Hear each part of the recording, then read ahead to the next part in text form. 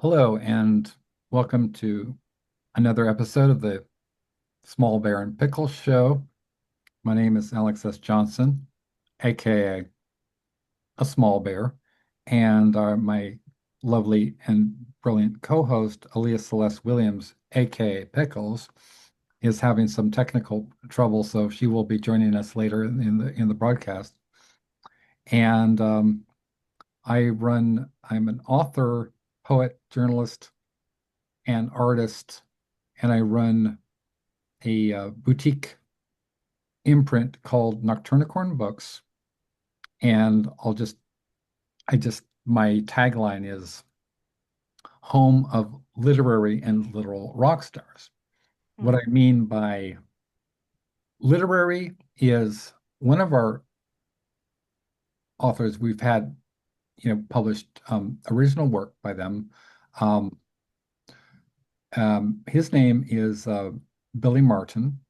Mhm. The and Billy has the long time pen name known to many readers throughout the world as Poppy Z. Bright, and kind of gives me chills. You know what I Yeah. mean? So Billy has written such classics as Exquisite Corpse, and if I just said Exquisite Corpse, this is a masterpiece. I mean, people like Peter Straub, Harlan Ellison, Stephen King, you know, I mean, Billy is distinguished from the vast run of horror authors in that he is considered to be a literary genius, as well as a transgender pioneer, a Lambda Literary Award winner, British Fantasy Award winner, Bram Stoker Award nominee, Shirley Jackson Award nominee. Um, you know, when it comes to dark fiction, there's a short list. I mean, there's maybe 10 authors in the world. We lost Peter Straub Mm. a few years ago, and we still have Stephen King, Ramsey Campbell, Clive Barker. Who else would be considered? Um, I'm sort of creeping in there, but We have Neil Gaiman. we have, Unfortunately, he's been canceled, but his unfortunately, work is still good. his work is still good. I kind of, we need to do Death of the Author a little bit with him. I'm sure people still read their old Man comics. The guy's he's brilliant and he's troubled, and I'll just leave it at that. Um, and so that's a literary rock star, right? And a literal rock star that we have who's contributed original work is a man named David J. Haskins. And again, you know, cue chills because and I know you both know this very, very well, but among other things, David is a fine artist, a playwright, a DJ, a author of a book called Who Killed Mr. Moonlight? Let me get that book. Hmm. Of course, I'm gonna lose immediately lose track of my copy of Who Killed Mr. Moonlight. Okay, doesn't really matter. Um, Best known not for his plays about Edie Sedgwick, for example, who he's obsessed with, or his work as an artist, or even his profound admiration for Arthur Rimbaud, Hmm. but for being a founder member of two bands, probably two of the most significant and important and influential bands in the history of music. One of them is called Bauhaus. You write chills. I mean, it gets very clamped, right? Bauhaus. The name was stolen very cheekily by David from the German design and art movement, and another band called Love and Rockets, which was again just outright stolen from the the Hernandez brothers, Hmm. Jaime and Gilbert, who created Great artist this steal. great, exactly, great classic. highly influential graphic novel series called Love and Rockets, which, David J. being, he's a true artist, which means he's a thief, and he just outright stole their name. Now, the story with the Bauhaus, you know, the original Bauhaus, they sick their lawyers on him, and they called him up and said, "Why have you stolen our name and You're you have kidding. and our logo?" No, this has really happened.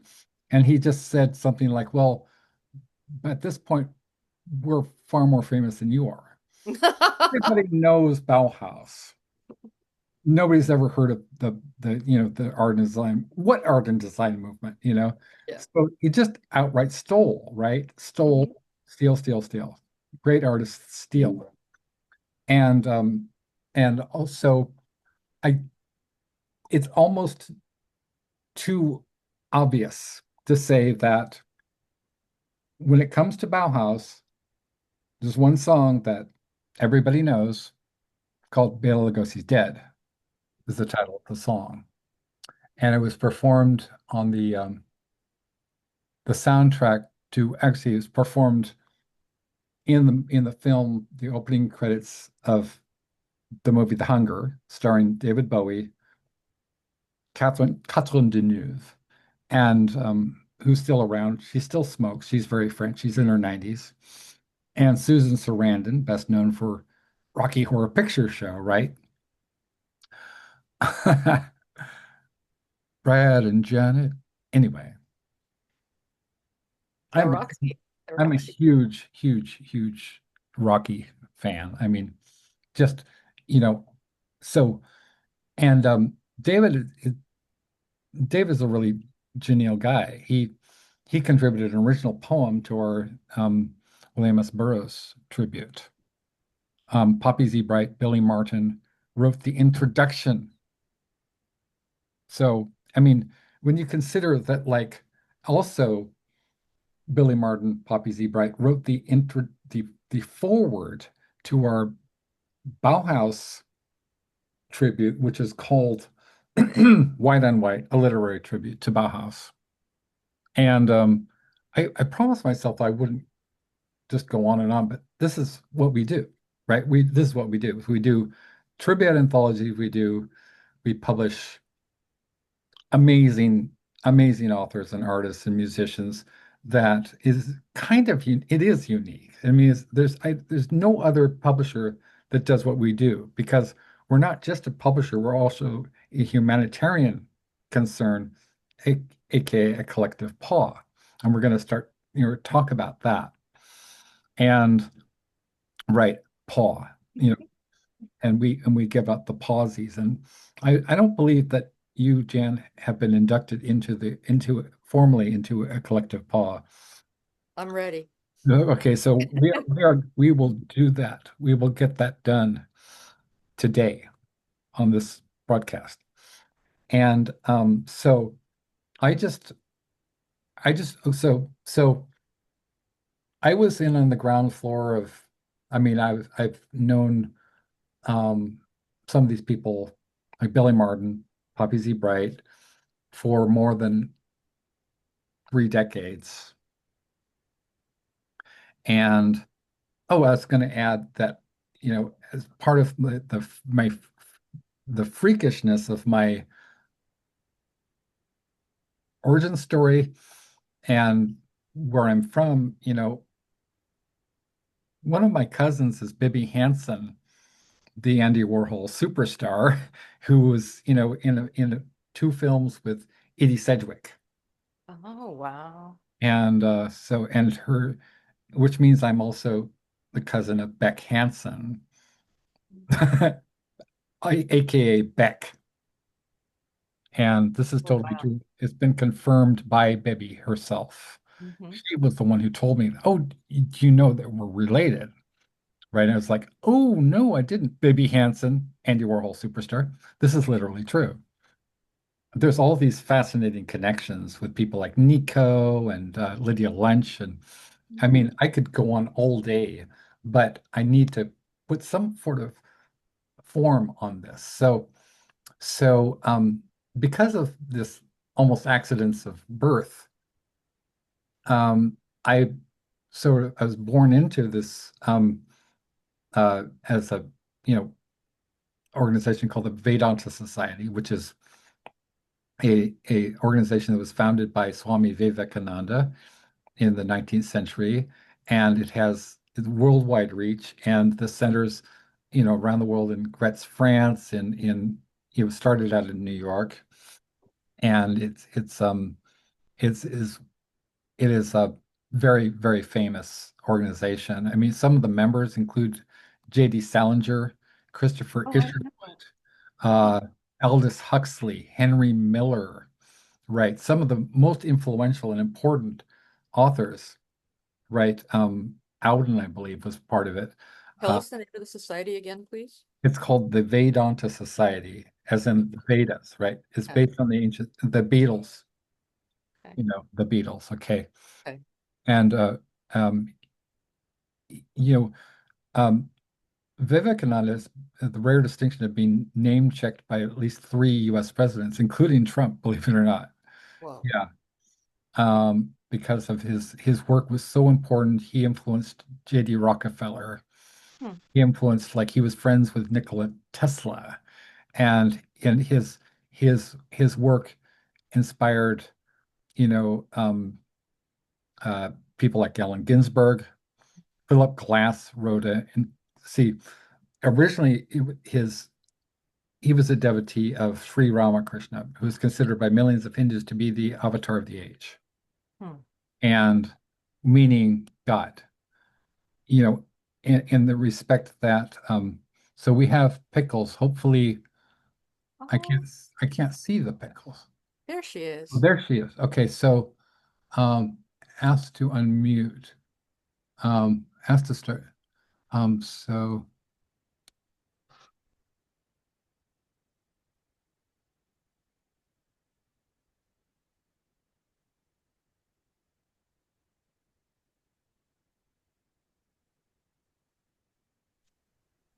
Hi. oh my God! Hey, well Yes, done. it worked. It worked. Yay. Oh, thank you to Ganesh. I got my Ganesh right here. Thank you. So Ganesh you can hear me. Yeah. Yay. is the is known as the remover of obstacles. I give the special shout Yeah. out to Worked. Ganesh. Mm-hmm. Yeah. So we have now we can do the song, the theme song. Okay. So as we originally rehearsed, and we may screw this up, but we're among friends, so I don't, and we're not auditioning right for a Broadway musical, right, Ellen? Right. Okay, so I'm gonna start this again. Hello, my name is Alex S. Johnson, aka a small bear. Hi, I'm Aaliyah Celeste Williams, aka Pickles, and this is the Small Small bear. Bear and Pickles show.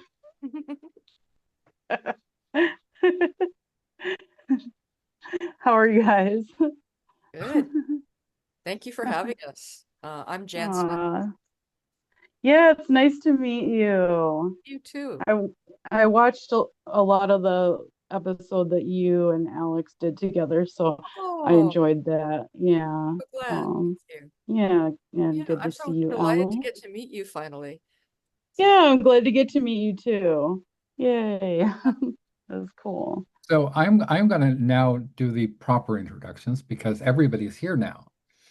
So my the first person I'm gonna talk about briefly, so we can get into the conversation. I want to talk about Ozzy, rest in peace, right? Mm, But so my partner in crime and shenanigans is Alyssa Celeste Williams. She lives in Monroe, Michigan. It's a very rural part of Michigan. It's about what, 45 minutes to an hour away from Detroit, I believe. yeah, about 40 minutes 40 south of minutes, Detroit. okay. Yeah. Which direction? Oh, almost directly south. And Almost. But what we're in the southeast little corner of Michigan. so what Right. also The above high, the Ohio State line. the highway from and from Detroit going Yeah, so south from Detroit. like I don't know if it's showing up in the right direction on you guys then, but we're lucky that our hand can be used as a map. So if this is the Ohio State line right here, I love you. that's where I am, right about here. Oh my God, I love you so much. Okay, um, who could not love this woman? All right. Aw. So Aaliyah and I met about So three and sweet. a half to 4 years ago now. We've lost track of time. Um, Yes. we've we've been through everything together. We've been to everything together, and it was love from the start. Even when we didn't know what one another looked like, Yeah. it was a long time. We met on Reddit Mhm. Yeah. and these conspiracy theory groups, and we soon found that we had more in common than than any of the other people on these groups. Yeah. And Mm. and Aaliyah has a very distinct sensibility, a very unique personality, and a very good sense of humor. Besides being a kind of a Thank you. curmudgeon, so Yep. she worked for various jobs, but for a long time now she's back. Long story, that she's been working for Taco Bell for a long time, Hmm. and she's experienced loss. She lost her mother, and Oh, I'm sorry. she's a very extremely compassionate person. I just Oh, know thank that you. she's cares for other beings, and she's a fine artist. She's really, Thank really, really, really exceptionally good. Very talented Aw, at thank you. what was it, University of Michigan, I believe, or I went to Monroe Community College here and yeah, Monroe County Community College. And then I went to Eastern for about a couple of years yeah. after that. So, And yeah. so she has an AA in fine arts from Hmm. Monroe Community College, and Yep. also is a very, very well known as a UFOlogist. Oh, But she is I wouldn't very say well I'm known. super well known, but So, I Have try you to ever seen be. one? Oh yeah, Oh, yeah. wow. I want to hear Yeah, about that. that's what got me into them. Yeah, well, I started seeing them quite a while ago. It's a little bit vague as far as they go back, but I think it was possibly in 2012 that Hmm. I started seeing them, and I've seen so many over the years, different kinds, and but when I had my first really close encounter, that is what really made me feel. I felt so compelled to just research this phenomena and find out what other people have experienced with it and what their thoughts are. And I've learned so much, and it's still a great big puzzle for me. And it seems like the more answers I find, the more questions I have. So yeah, it's been really, really interesting. But yeah, so that's how I got into it. I was always interested in them, and I've also had like paranormal stuff going way back into my early childhood too. So the interest has always been there, but um, yeah, and I do also About have. your Hmm? experiences? Do you write about your experiences and about, I'm Yeah, sorry, is it hard to hear me? Do you write no, about I can hear your you. paranormal experiences? Yeah, I have written a little bit about them, and I would like to write more because there's a lot that I still haven't written about. But I try whenever I have like an experience that I think is notable, I try to write at least a little bit about it so I don't forget because I know that memory can be very unreliable. So yeah, I try to So take notes and stuff. autobiography is an invention. You Yeah. get things for you and you make a narrative of that. Got Hmm. Yeah. Gotcha. it. yeah, I interrupted your wonderful history of of Aaliyah. So Oh. Yes, please. no Oh, worries. Yeah, I'm not going to like leap down your throat, and it's not in a bad way. oh. So sorry, I can't help myself, Where was I? So one of the things I discovered is that of Pickles' many gifts, it's okay because Jan did explicitly raise the question of, whether it's okay to call you Pickles. Oh, yeah, that's Okay. fine. Yeah, you can call me Pickles or Leah. It doesn't matter to me. Okay. Okay. Yeah. I'm fine with Um, either. and Aaliyah is a very strong woman, so she will tell Oh, you, thank like, you. she will tell you if I was Yeah. crossing the line, if I was like, she I, was like secretly thinking, you know what? That's just like, why does he keep calling me this? Oh no. No, I knew that you had this name for Aaliyah, and I Mhm. was comfortable with that. I just didn't know if Aaliyah wanted me Yeah. to call her Pickles or not. So I Gotcha. asked. Yeah. Yeah. Yeah. That's very So kind of you. I kind of discovered that she was also a poet, and I was like, wow, cool. Have you published? And she said, yeah, a few places. I said, could I Mm. see some of your poems, right? And Yeah. kind of coincidentally with that, I'm kind of shorthanding as one does. But see, I have a friend, we have a mutual friend named Sandy DeLuca, and I'm just going to show you Mm, a book that we did. It's called Thunderstruck, a Dark Poetry Collection. Mhm. great And illustration. um, And this is Sandy's work, and this is her artwork. Oh, it's beautiful. And yeah, it's exquisite. She is a two-time Bram Stoker Award nominee. Her work is collected in special collections at Brown University. She is also, I mean, she's a novelist, Mhm. award critically acclaimed novelist as well. So she does it all, right? Mhm. And she's been a journalist. And in a very interesting area, which you would not guess, wrestling. Wrestling. I mean, she's in wrestling journalism. So, which kind of ties in with remind me to talk about Lucy Taylor a little bit.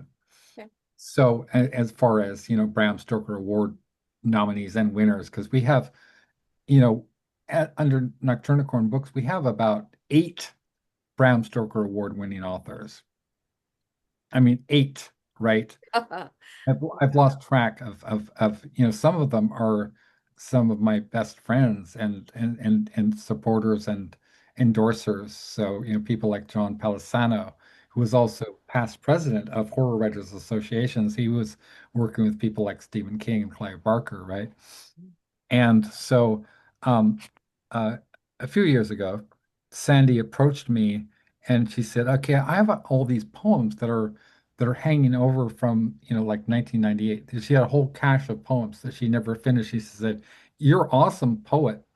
Could you collaborate with me?" And I said, "Sandy, that's amazing, right? Like you're so, I mean, she's really, really well-known author." And I said, "I'd be honored, Sandy." So we started writing, and it was just like magic. I mean, she's also a witch. She's also, ever heard of Silver Ravenwolf? To Stir a Magic Cauldron. It was a very well-known book of like spells and incantations and sort of popular magic. And she wrote some of the spells in that one. So if you want to get some real witchy stuff, right? Sandy is your gal. Cool. And she's just absolutely amazing. She won't tell me her age, but I think she's in her 70s. She's really, really awesome. She's also published people like Brian Keene, who I'll talk about a little later. And so we just started working together. And I think we cranked out the entire book in about less than less than 2 weeks. It's just it just Inspired. flowed out of us. Yeah. And because um and also this ties in with with somebody else I'm going to talk about a little bit, because if I start talking a lot about this person, then you'll never hear the end of it. And I'll be just like, damn, Alex, you're kind of obsessed with Terry B. Murphy. So it so happened to coincide with uh, um, the Sandy approaching me. And then I said, hey, you know who would be awesome for this book? Because it's all witchy pagan themes. I was born in Halloween, so it's a perfect match for me. Wow. I got married on Halloween. Wow, nice. Right? I always think of like Frankenfurter, I think of like dressing up and magic and transformative, being yourself, whatever that means to you. And I just thought, hey, we'll bring on Pickles. So I said, yeah, Pickles, you want to write some poems with us? She said, sure, right? So we added Pickles. We was, Yeah. Pickles And goes this is, oh, goes with most everything. oh, thank you. I was gonna say this is to me more like the first time I was officially published too, even though I had like, a couple of things that I did when I was a kid, but those things I don't even think there's any trace of anymore. So one of them was just a poetry.com thing. And I remember my mom tell she kind of scolded me for doing that at the time, Why? but may she rest in peace.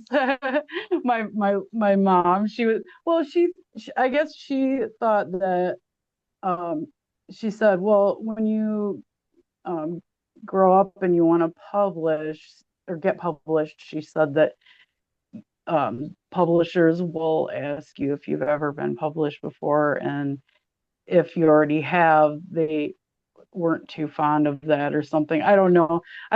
Oh, So I believed her on that, and wow. it turned out that was not necessarily true. But so that was so I never really made that big of a deal of it, and I never like had anything else published after that. And I think I was only 13 when I did that. And I even Very went on impressive. the website and to try to recover anything that I had published, and it's not even up there anymore. So yeah. I think this is for me like the first really significant time of being published was when Alex put my poems in Thunderstruck. Right. And we put it up, we self-published, I mean self-published, where we're really sort of like Grove Press,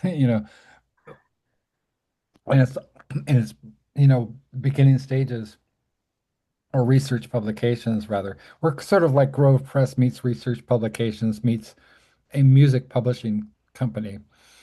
Mm. Where Um, and then I was approached by somebody from Cemetery Dance magazine. He said, "Could you send us a copy?" I was like, "Wow, Cemetery Dance, man, that's Stephen King reads that one, right?"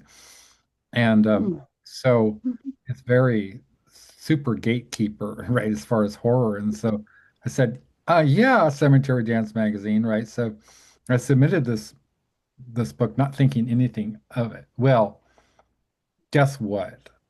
So not only did they give us a rave review, but they especially, we're talking about some pickles poetry, right? Congratulations. It was, Thank you. it was an entire paragraph just to pickles, like just to one Oh. poem by Pickles. And they said basically the gist of we'll just go out and buy it already, but the gist Mhm. of this review was that if you have a horror poetry library and you don't have this book, then you need to acquire this book to add to your horror library. That was the sum of Yeah. it, right? So, and especially because of Pickles. Aw, So shucks. that is, Hmm.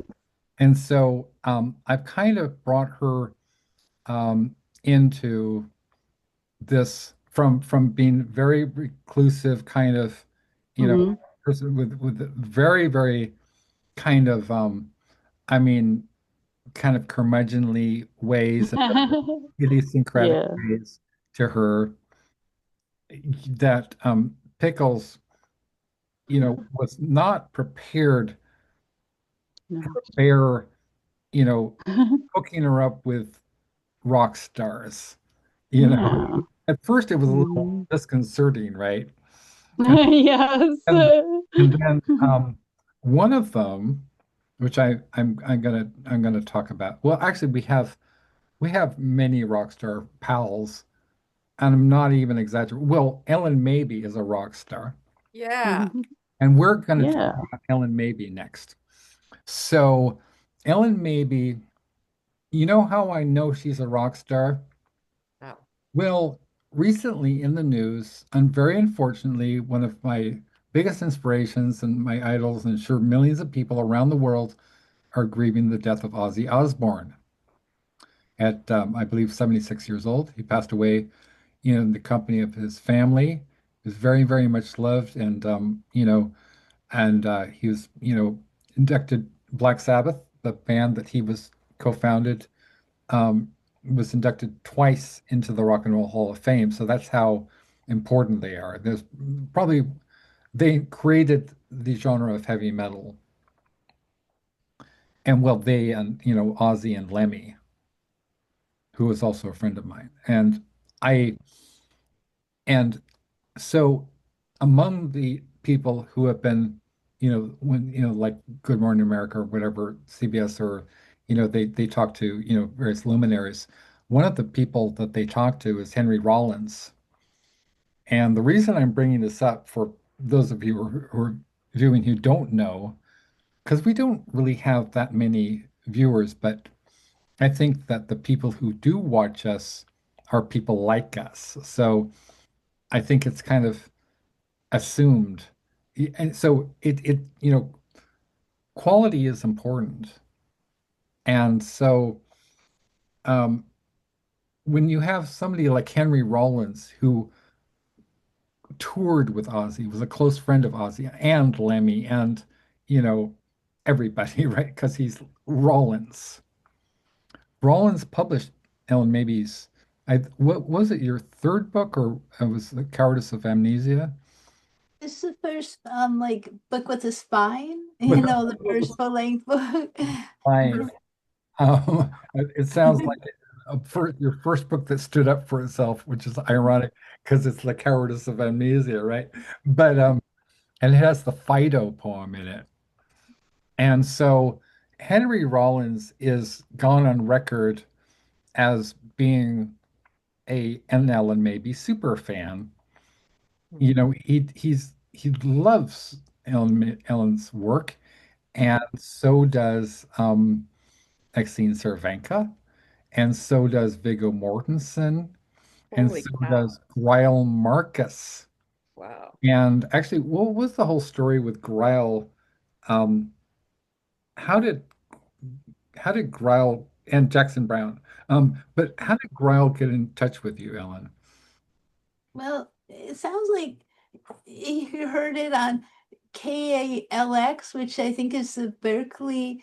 Is that the Berkeley like it's either I it's a public radio station in Berkeley, and he heard a little bit from it, and he tried to find out what it was, Oh, and so I got a email from 21361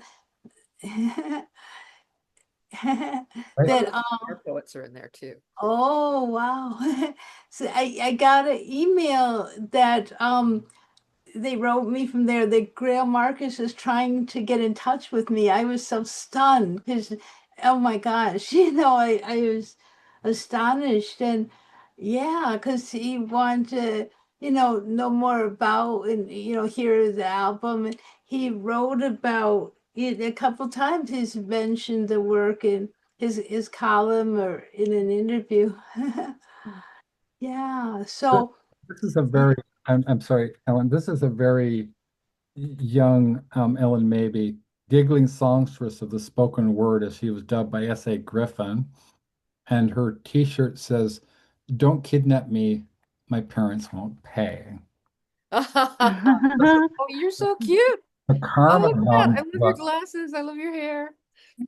Thank and this is you. actually, um, amazingly enough, this was signed to Jim and Patty, who ran the Iguana Cafe, I believe. Oh, Tom and Patty? I'm, Yeah, Tom I'm and sorry, Patty. Tom Yeah. and Patty. Yeah, yeah. It says for some reason it says Jimmy and it looks like Jimmy and Patty, or Oh, is that Tom? Am I just not be able to read?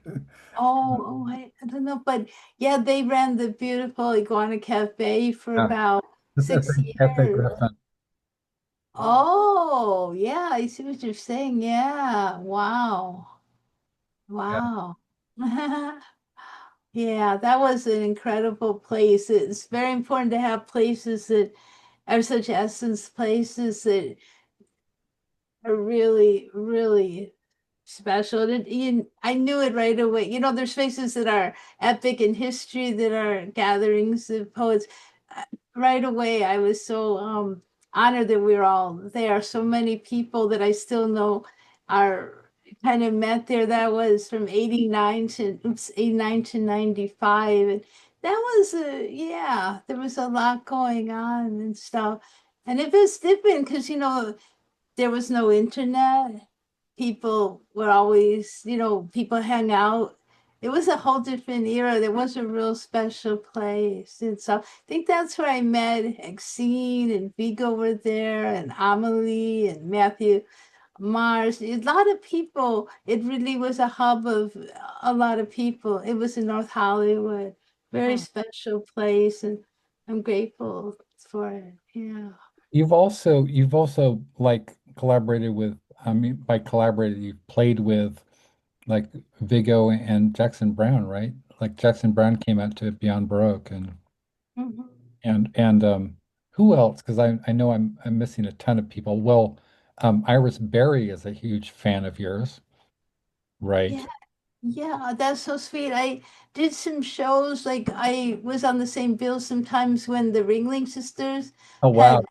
shows like, yeah, I think I was on the same where there would be like Pleasant or, yeah, or I know I attended some, but I mean, some like, yeah, I mean, they were very nice, Iris and Pleasant and stuff. And Iris is they're both doing all these neat things and with publishing and stuff. Right. So Yeah, it's, Iris founded, co-founded a Punk Hostage Press with A Razor. mm.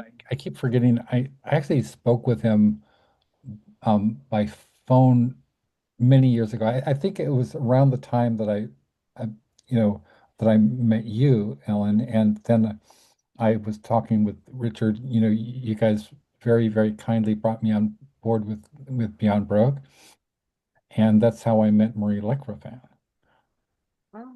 and B. Kelly too. So, but how did I you? have a poem up on one of Marie Lecrivain's uh journals yesterday. Oh wow, Yeah, or the other day. It's Alchemia Poetica, a women's yes, art and writing journal. She and I go way back to when she was doing poetic diversity.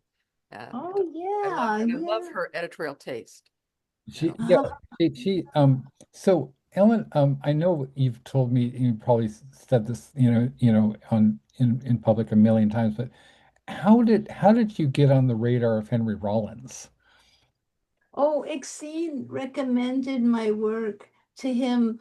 She said she hadn't done that, but she wanted him to know my work, and I think, sent him like what ended up really being that covers amnesia, and he was resonant with it. So that was amazing. Yeah, really cool.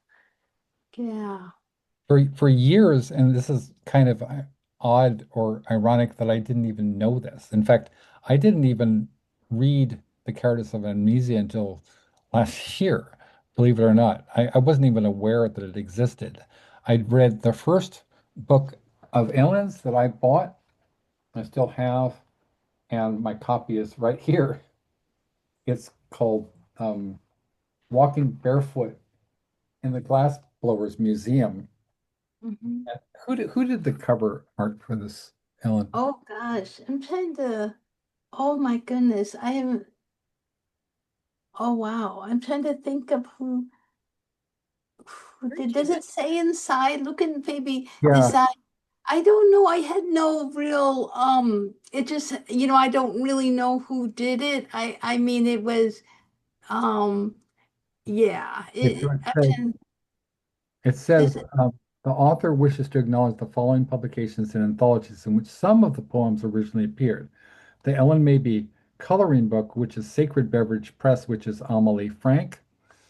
Poetry Slam, The Art of Competitive Poetry, which is Manic D Press. This is this one. Hmm. Thick, Vice and Verse Stories. Twisted Cadillac, this one, which was also Sacred Beverage Press, Emily Frank. Um, Another City, Writing from Los Angeles, City Lights, and Short Fuse, an Anthology of Global Fusion Poetry, Radapolix Press. And that, for some reason, it leaves out the Outlaw Bible Hmm. of American poetry, which contains so many, including Julia Vinograd and Waldman.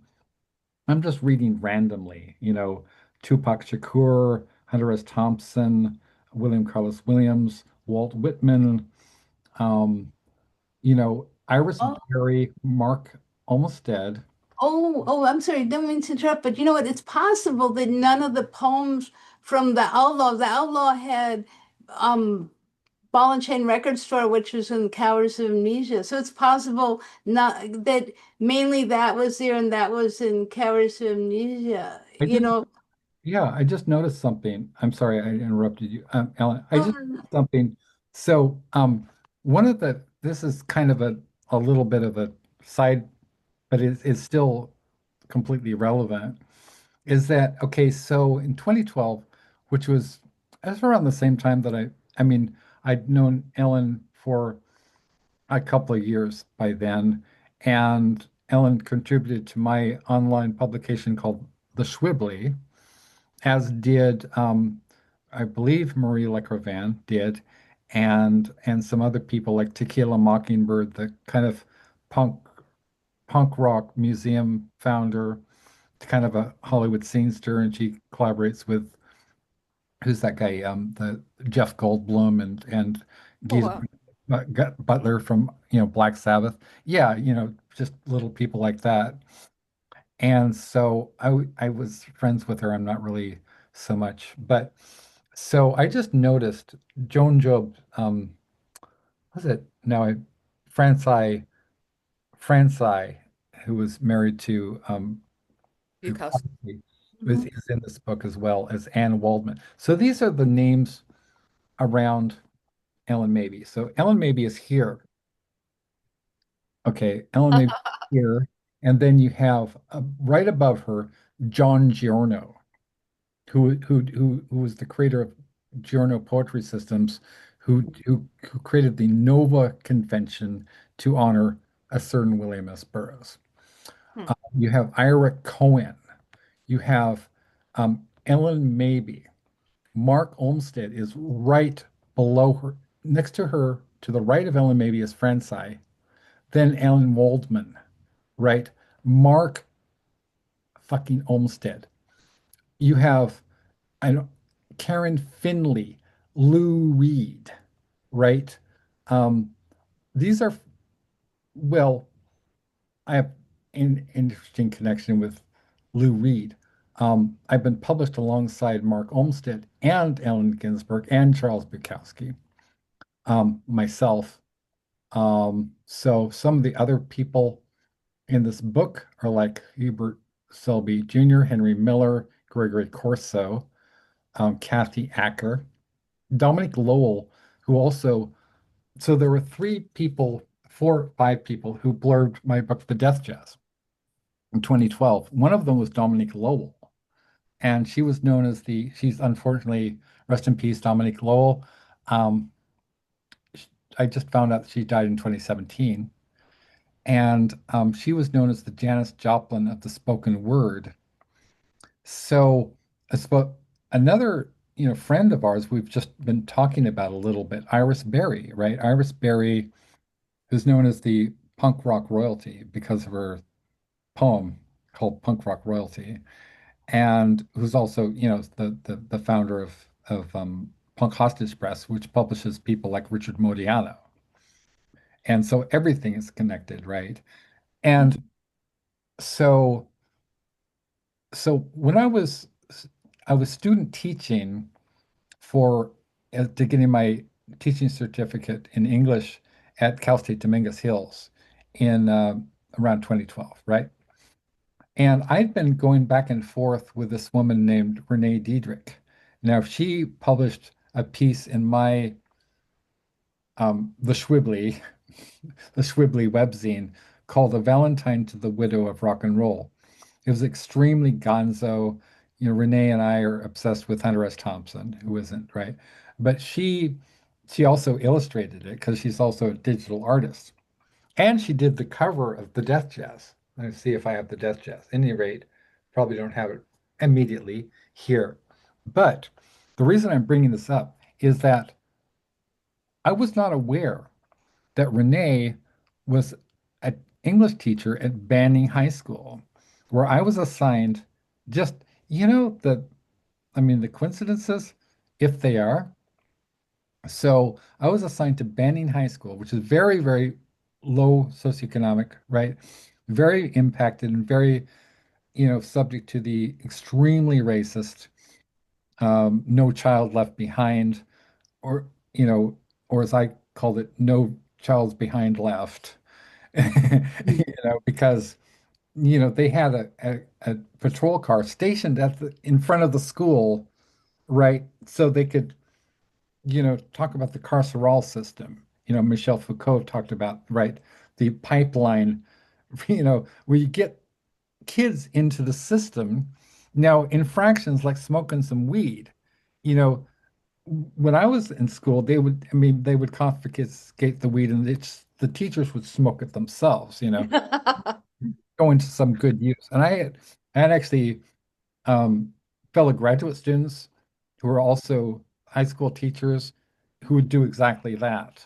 Mhm. They would say, "Oh, you're smoking the forbidden ganja," and they would just take it off the students. And it's like, is it Yeah. hypocritical? Well, I'm a realist. That the cops also deal drugs, right? And so, especially the LAPD. I'm Mhm. not saying anything that nobody doesn't really know, but so anyway, and then asking around who were the different instructors, and I was like, well, we have Renee Diedrich. I'm like, you don't mean as in the poet Renee Diedrich, as in the artist Renee Diedrich? And they were like, yeah, you want to meet her? And I was like, oh my God, this is the woman I've been talking to. Mhm. And I published in the Schwibly. So I come in there and it's the first time and she says, "Oh, you're very mild-mannered. Or you're very mild-mannered," like it's a put down. So this is one reason we're no longer friends. But she was doing something. She just started out doing this book, an anthology, um, which I think I may have subconsciously been influenced by this book. It's called How Dirty Girls Get Clean. And she was friends, or she still is friends with the novelist and memoirist Jerry Stahl, who's wrote books like Permanent Midnight, which was turned into the film with Ben Stiller and starring as Jerry Stahl. He also wrote the movie, the art porn movie, Dr. Caligari and Cafe Flesh. So those are things if you want to check out. Dr. Caligari from 1989 is extremely weird, and it also has stars Tequila Mockingbird as Door Tongue. Hmm. Okay, it's just Door Tongue because you have to see it. Probably, you know, mushrooms would not hurt. And so so so Renee said, "Do you know the poet Iris Berry?" And I'm like, Um, well, not personally, do you? And she said, holy hells yeah. She's one of my authors. I was like, wow. Hmm. So you're wow, you're connected.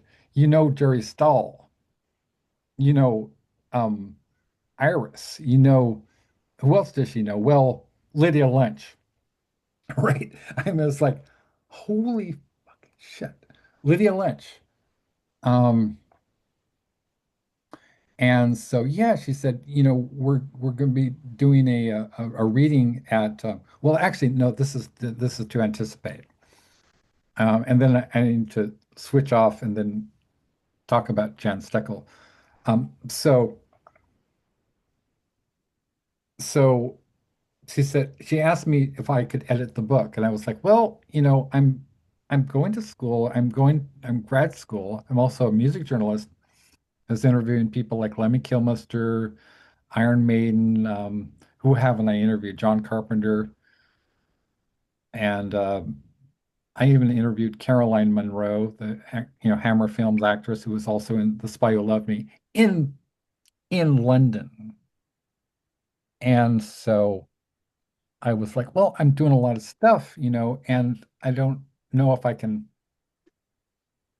go to graduate school, student teach, run the Schwibly, do my poetry books, including the Death Jazz, which Ellyn very, very kindly brought me in. She and Richard Modiano invited me to Beyond Baroque.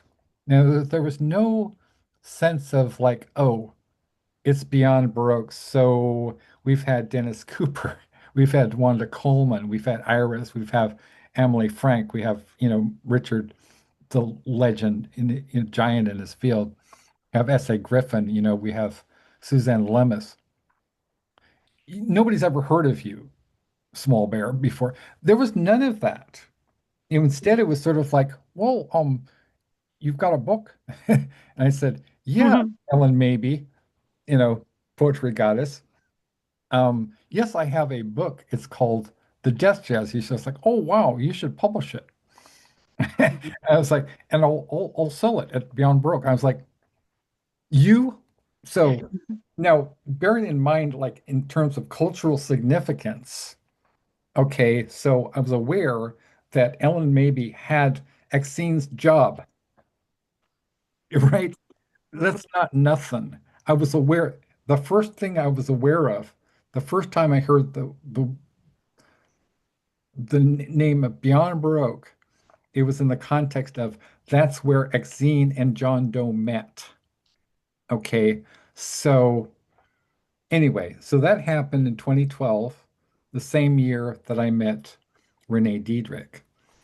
And so Renee and she would come out to Torrance where I was living at the time. And I think I was still working I was working at this boutique secretarial service called EDA with people like Tom Sullivan and Betty White, the Betty White. And yes, it's a very unusual life I had, and still having.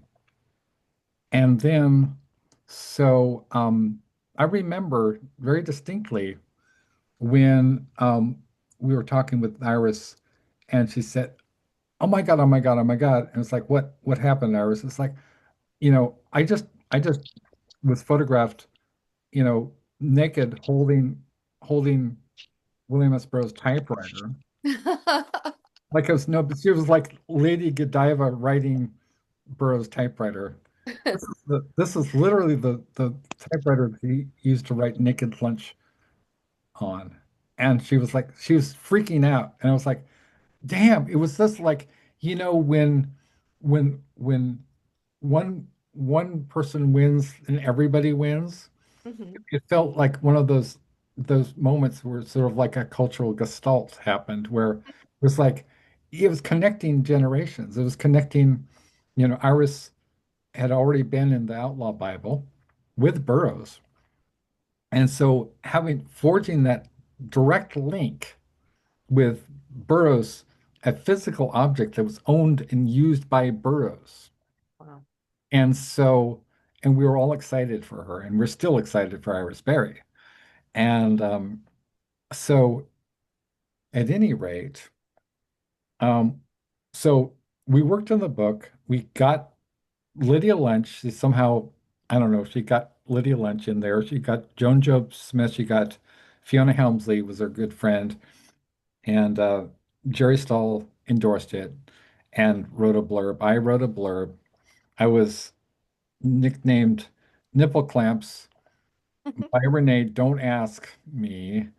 And then she said, "Okay, here it is. Here's the book." And we drove to this cafe in Redondo Beach, or as Bukowski called it, Redundant Beach.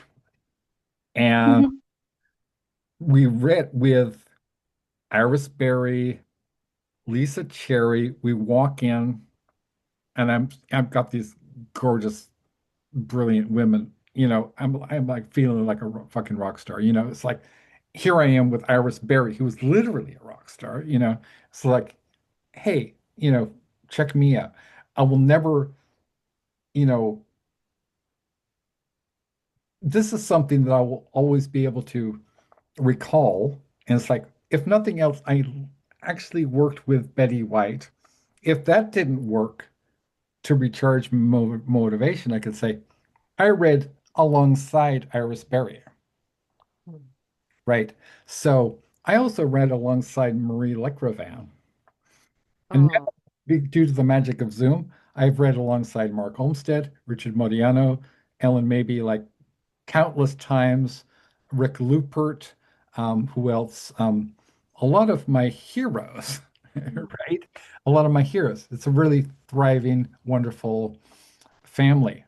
Now, this is where Jan Steckel comes in. So, Jan Steckel, I I forget how we crossed paths. I think I probably heard you at Cobalt Poets at Rick Lupert's reading. Yes.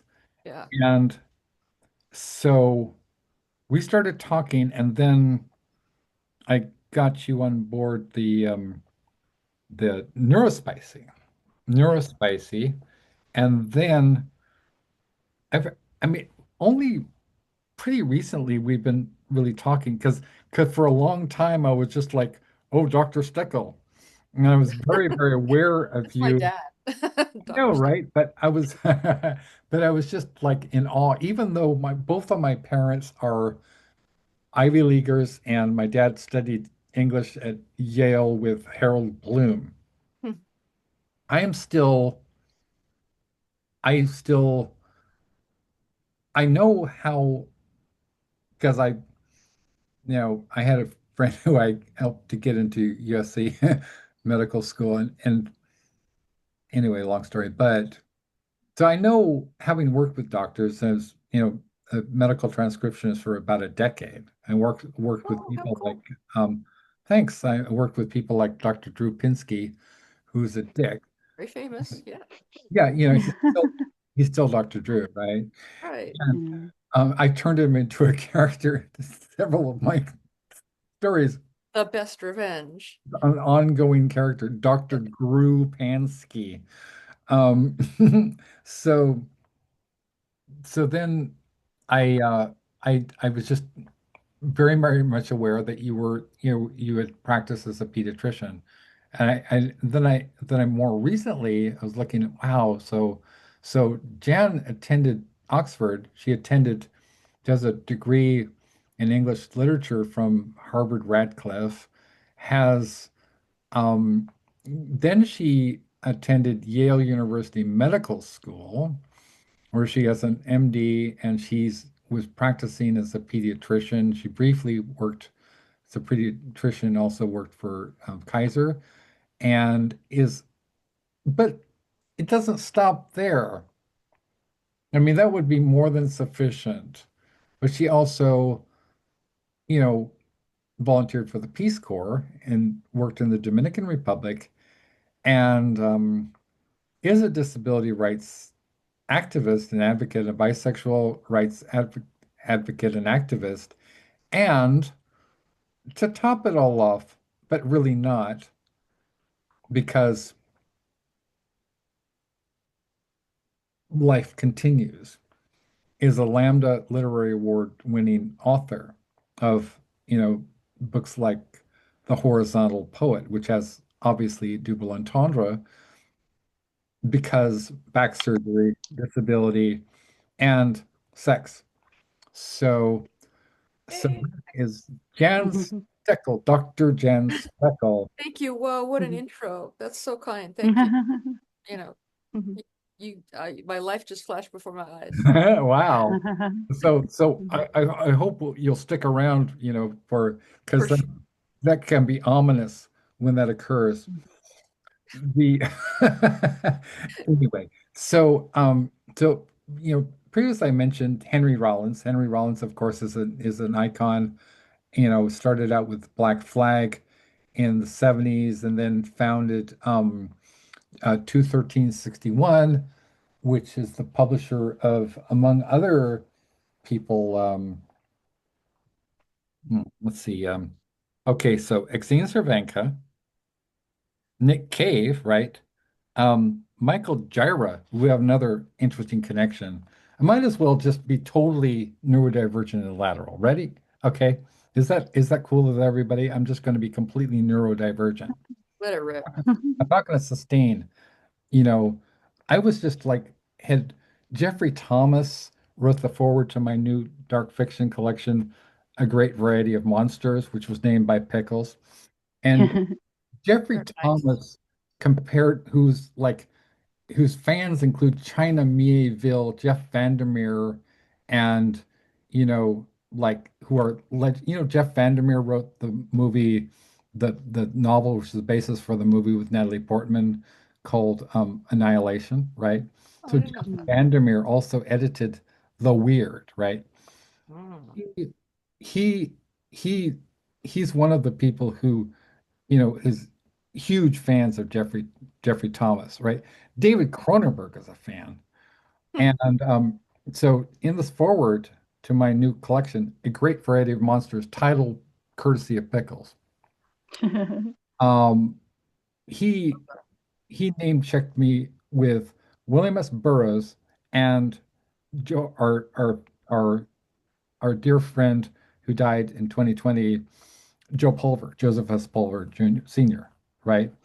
So who was a close friend of ours, and actually Mm. and thank you, and it was actually also a friend of us, and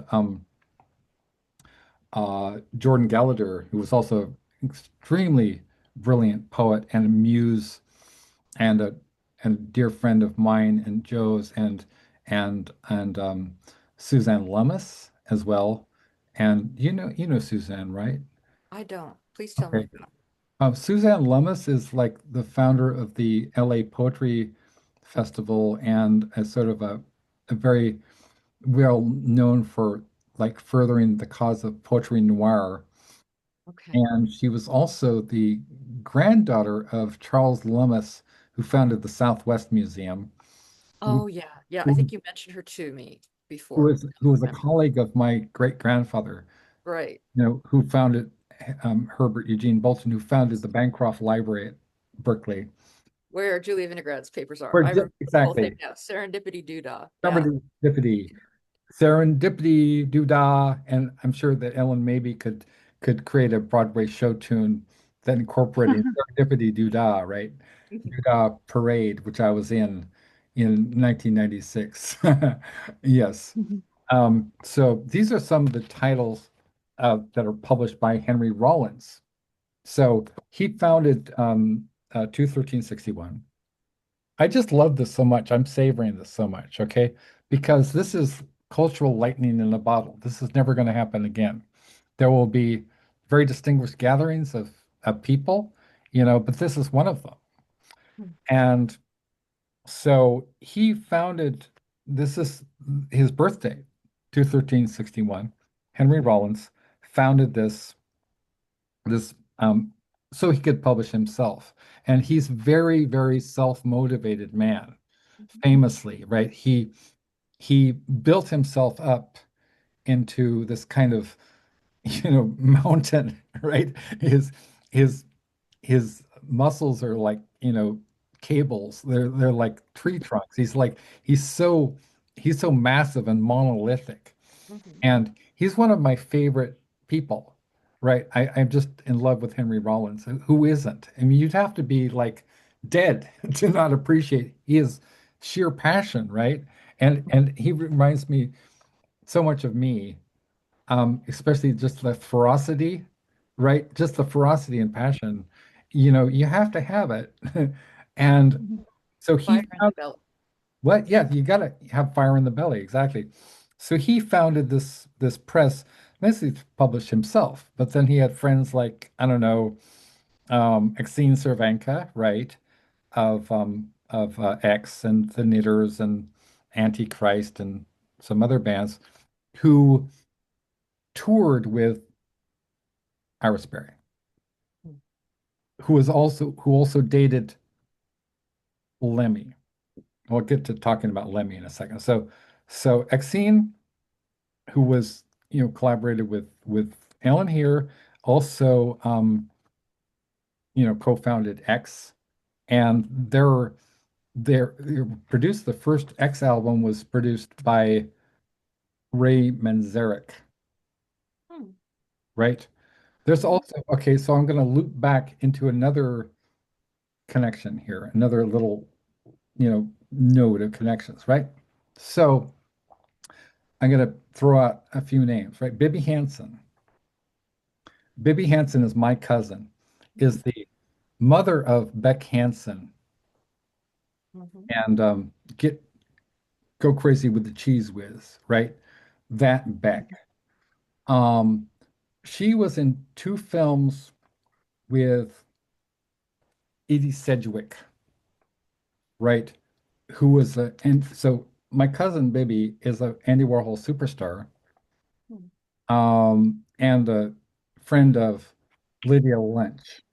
Remember we were talking about Lydia Lunch. So Lydia Lunch also collaborated with Exene, who collaborated with Ellyn here. Hmm. So I'm just going down the list of people that Rollins has published. Iggy Pop. Hmm. So here's another fascinating connection.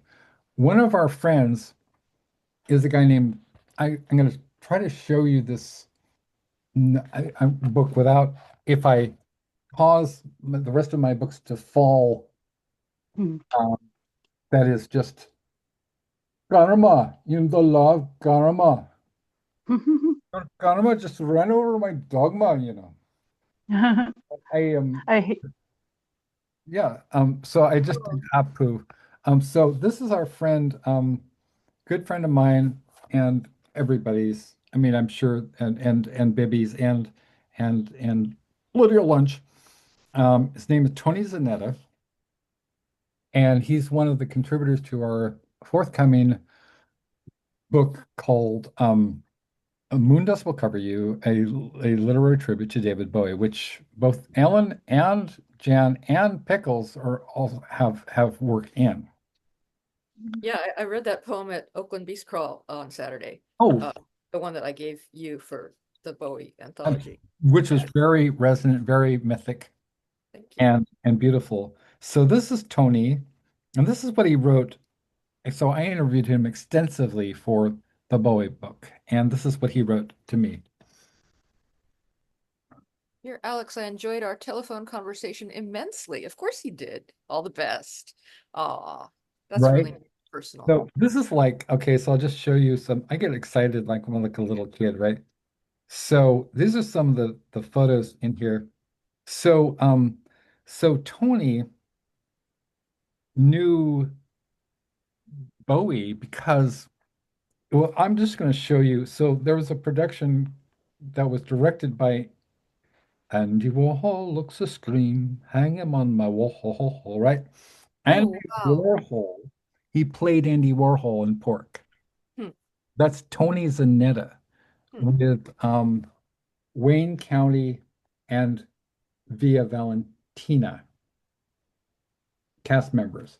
This is so Tony, among other things, he worked with I believe he managed Iggy Pop. He also was the road manager for Ziggy Stardust and the Spiders from Mars and the Diamond Dogs tour. So this is from Stardust, the David Bowie story that Cody Zanetta wrote. This is David Bowie and Mick Ronson, the guitarist from Oh, Ziggy Stardust and the Spiders from Mars. yeah. This is um, these are photographs. This is one photograph by Mick Rock. Right. This is just legendary. It's just the cultural touchstones. Mhm. This is the stage move that Peter Murphy and David J. Haskins pretty much appropriated as they have a lot of stuff. And this is the notorious guitar fellatio that that you know so which is fascinating because you have okay so now I'm going to draw some connections among all these people. Now David J. Haskins, the songwriter of among other things Bela Lugosi's Dead, one of his biggest inspirations was obviously Bowie, and so he and Peter Murphy co-founded Bauhaus. And they're the main people in Bauhaus. So one of the first things they did, well, after Lugosi's dead, is they did this. They recorded a cover version of Ziggy Stardust by David Bowie, and famously, It's very Peter good. Murphy. Yeah, it is incredibly, and I love the way that they kind of made themselves into icons because that's what Bowie did, right? Bowie, Bowie, David Bowie, Angie Bowie, and Tony Zanetta pretty much created this excitement around the Bowie brand. It wasn't just because David said when he was like 7 years old, he said, "I want to be a pop star," and so he was very ambitious, and I was very small, broke the hearts of many young virgins, right? And and he did. Um, and so then he was kind of influenced by a lot of people you wouldn't think, like Anthony Newley. And he tried out these different personas. But the reason that Bowie did is because he was actually kind of shy and he didn't Yeah. want to, um, when he sang as himself, he sort of felt, who am I, right? So part of this kind of magical, transforming, hallucinogenic sort of, is he you know, a, a gay rock star from Aldebaran who's part Japanese and part lizard, or what is he exactly, right? The man who fell to earth, right? Mhm. He was always creating these different personae because they they would perform his songs for him. Mhm. So it's sort of like having a great, talking about a great variety of monsters, a great variety of scary monsters, right? A great variety of heroes, um, who would who he could channel. So it's actually having like an entire cabaret review in your own Yeah. head, right? And I asked Tony about this. I said, so what was the difference between Tony, like David Bowie and Ziggy Stardust? He said, it's David Bowie.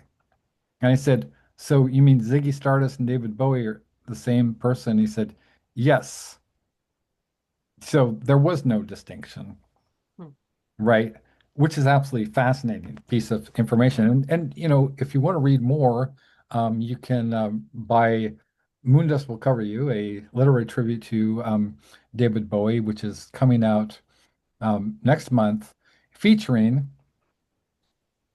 Jan Steckel, David J. Haskins, another one of our collaborators and dear friends, who is also a collaborator with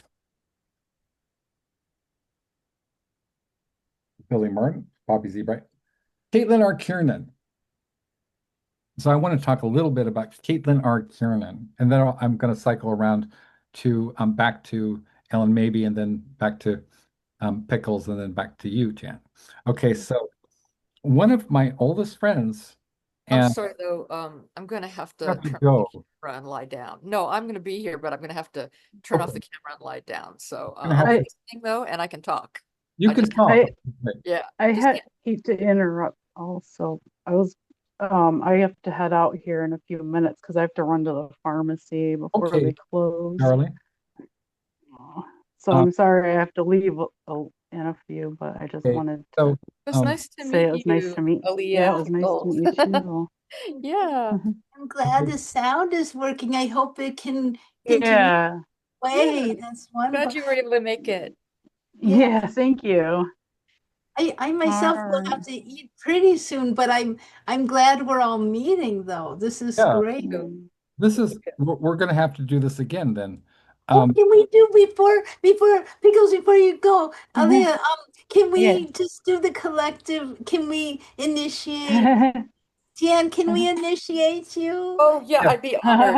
I would be honored. In fact, I'll even come But back to Alex is good at doing the work because he's very articulate of it. Can you ask him to initiate? okay, sure. so okay, so um, this isn't a formal ceremony, but it is in honor of our dear friend and collaborator, um, Dr. Jan Steckel, who is a contributor to this book, which just came out, A Collective Paw and Animal Rights Anthology, Volume 1. You can see some of our collaborators and good friends here. I won't go down the names, but Ann Taborsk is a Bram Stoker award-winning author. Jasper Bark won the Splatterpunk Award as a runner-up for the finalist for the Stoker. We have Tara Vanflower, who's a you know of the ethereal voice of the dark wave legends, Lycia, who also collaborated with Typo Negative. Is Anyway, it- some of the the Oh, authors. I'm sorry. Did Adrian Baldwin do the beautiful cover that includes a giraffe? He's just a wonderful artist. He is wonderful. He also does Phantasmagoria magazine. Oh, I And so, do. The giraffe, the doggy, and the tiger. yes, this was just Aren't they cute? so. This is the frontispiece. Oh my goodness. Isn't that incredible, Ellen? I mean, it's just Yeah. it's just so fortuitous. It's lightning in a bottle.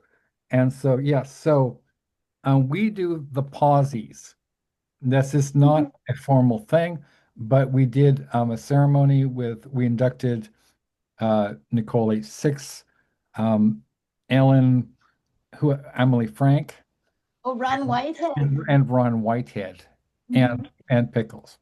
So we did that about a month ago. So now, so the Collective Paw Award is given in to recognize substantial contributions not only to the arts, which I think that Jan is very much of a member of our poetry community, our international poetry community, but Thank also you. in recognition of a meritorious service to beings. And what I mean is animals, you know, far from being just our pets or, whatever support animals, we rely upon them. They are people, and not just in a kind of a sentimental way. They are people. You know, they're not human beings. They're not Homo sapiens. They're what they are. They're doggos. They're tigers. Some of them will rip your fucking head off. You know, you just want to like not get too friendly with grizzly bears, for example. If you ever Mhm. want to see a very horrifying movie, watch Grizzly by was it Wim Wenders or no, the other guy, the other German director. Herzog. Yeah, Werner Herzog, right? Werner Herzog. And so I hereby bestow upon you, Jan Steckel, the Collective Paw Award, in recognition of your contributions to the arts and your humanitarian work on behalf of disabled people and bisexual people and um, compassion, which is more important than anything. So it comes with this with the squeeze. Oh, Reasons. thank you so much. I've got my Mhm. little collective paw in the air. Yay. Imagine me with my paw in the air. Leah, do Aw. you Thank you so have the much. art? Does Leah have, Leah, do you have the beautiful art? Is that handy or Eh, I don't oh, thank you. Oh, actually, I believe Alex has it now. know? I sent Because it you to have a, him. Leah's a great Oh, artist and she do thank you. oh, this Thank is so you. Well, cool. we have four furry people in my backyard because a feral Aw, cat had three kittens in our garage. So before aw, I came here, I was feeding all of them. We've been feeding aw, all of them for a couple of months, and we're getting ready to trap them and get them vaccinated, aw. Oh, that's And yeah, wonderful. but it's like the high point of my day to go out there and play with them. Oh, yeah. Yeah. That's so cool that you're doing that. No, it's nice Yeah, for us. We've got lucky. yeah. Oh, Yes, Oh, that's we do get beautiful. lucky when So, they choose um, us. Aaliyah, did you draw oh, that? That's wow. gorgeous. Yeah, yep. Amazing. You're very Wow. talented. That's so Thank beautiful. you. Leah, could you explain what's going on in this? Oh yeah, so it's uh obviously a paw, and I just wanted to put a variety of some different animals on there. And then also there's a kind of a subtle thing in the nose. If you look at it a different way, it's also an alien. So Wow, so I yeah. so I snuck a little alien in there. Oh, that's brilliant. Thank you. What a great logo. But Yeah. but Uh, yeah, it's good to meet you guys. I'm gonna have to Nice to go, meet you but too. I will talk to you all soon. Oh, thanks for coming. Yeah, it was great meeting you. Good to meet you. Bye, guys. Bye for now. It's wonderful. It's wonderful. Boy, she's really talented. Yeah, Yeah, I love definitely. that. Hmm. Wow. How's your writing going, Ellen? Are you actively writing poetry at this time, or are you more involved in publishing or performing? Oh, well, I'm still writing poetry and doing sometimes publishing sometimes and yeah, kind of a mixture. Yeah. Good for you. I'm Thank more you. publishing right now. I'm having a dry spell because I'm too busy and I hate it. And I need to get back to writing more. Less of the Mm, publishing, more of the writing. mm. Mm. Do you have like warehouses full of not yet published poetry, or does it all get published the minute you write it? Oh gosh. Well, sometimes I put it online, and sometimes there's poems I just like found one when I was going through a box, and I posted, or sometimes there's stuff that's never been like that. I have to see if I can read my handwriting. You know what I mean? Yeah. Especially in the early days some stuff's typed and some stuff's scrawled in a notebook, so Mhm. kind of a mixture and stuff. But yeah. When what's the best way to follow you online and find out when you have new books coming out and when you're gonna perform Oh, on Zoom and things like oh, that? thank you. Oh, probably on Facebook because it can be Okay, so updated and stuff like that. good. Yeah. So Yeah, I'd say that probably that's the most I'll follow you immediate. there then. We're already Facebook friends there. Thank you Oh, for oh, oh, I don't think people can follow me. Oh, I'm sorry, literally follow. I mean, I think I don't have that. I think friends is how I mean, I don't think I have a followers. Oh, I think okay. it's strictly like as friends, but I would post it. That's right. There's a lot of this following now more. I don't know how it's happening, but no, I mean, facing friends, I would definitely, that's cool because that's Okay. very immediate and stuff. That's Yeah. nice. Yeah, you were kind enough to accept my friend request, so thank you. I'm Oh, really I'm looking glad forward to. to I'm finding glad out to find out cross. what you're up to there. Um, Oh, things. It's good to cross paths. and I. Oh, I'm sorry. go ahead. Yeah. Oh, I'm getting like I should probably Yeah. eat soon, but Getting sleep. I'm so glad that we've all done this today. I'm so glad that Leah, everything worked out, you Did, know, right? Yeah, everything worked out, and I mean things, and it's just so cool and stuff, and really cool to meet yeah. you. Thank you. Oh, you're so welcome and stuff. But yeah, no, and thanks, Alex, for all the, varied, amazing things going on. And You're it's welcome. neat, very prolific and wonderful, doing so much vibrant stuff. And it's neat. And I can say earlier, I love that we can do this on Zoom, and it's great. I mean, like, look at everybody's in separate locations and different, really all over, and it's really, really cool and stuff. But yeah, no, thanks, and give my best to your parents and I stuff. will. I will. Yeah, they're huge, huge fans of yours, as you know. We all Yeah, love you so much. So, thank you. and yeah, I just wanted to mention before we sort of close up, and I'll be talking with Jan a little bit after. But so wow, skywriting with glitter, that was just blew my socks off. That is just Oh, thank you. that Wow. that the music, the way you sing, and the way you're Oh, oh, Robbie's right. singing. Oh, Robbie's Robbie singing. is singing, Yeah, Robbie's but singing. you're the way that you perform it and the way your voice rises and falls, and it's kind of like this kind of lulling, almost hypnotic, and the you know the and it was just it's a cosmic vision. What do you remember about writing that poem? Oh, for kingdoms and stuff, or the Yeah, whole thing. the whole like skywriting with glitter. That Oh, uh, oh, well, you know what's really cool? Okay, first of all, with Myth, the first piece, that piece existed. It's from a book, but it hadn't been ever done with music. And oh I was reading it, and Robbie started improvising.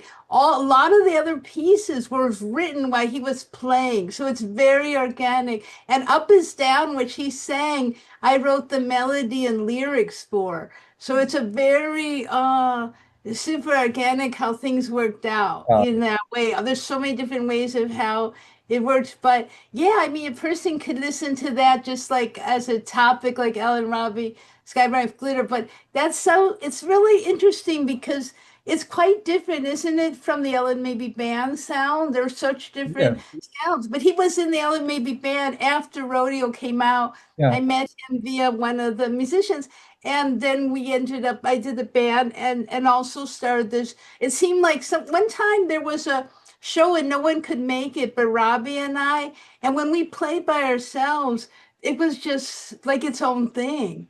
And then we ended up doing the tour where we met Kiko and doing some shows and stuff like that. And so I mean, I really like how each musical thing is its own different sound. And so that yeah, and yeah. Actually, Grail ended up liking that too and wrote something for his, like, where he does, I guess, like 10 things for his column or yeah, something.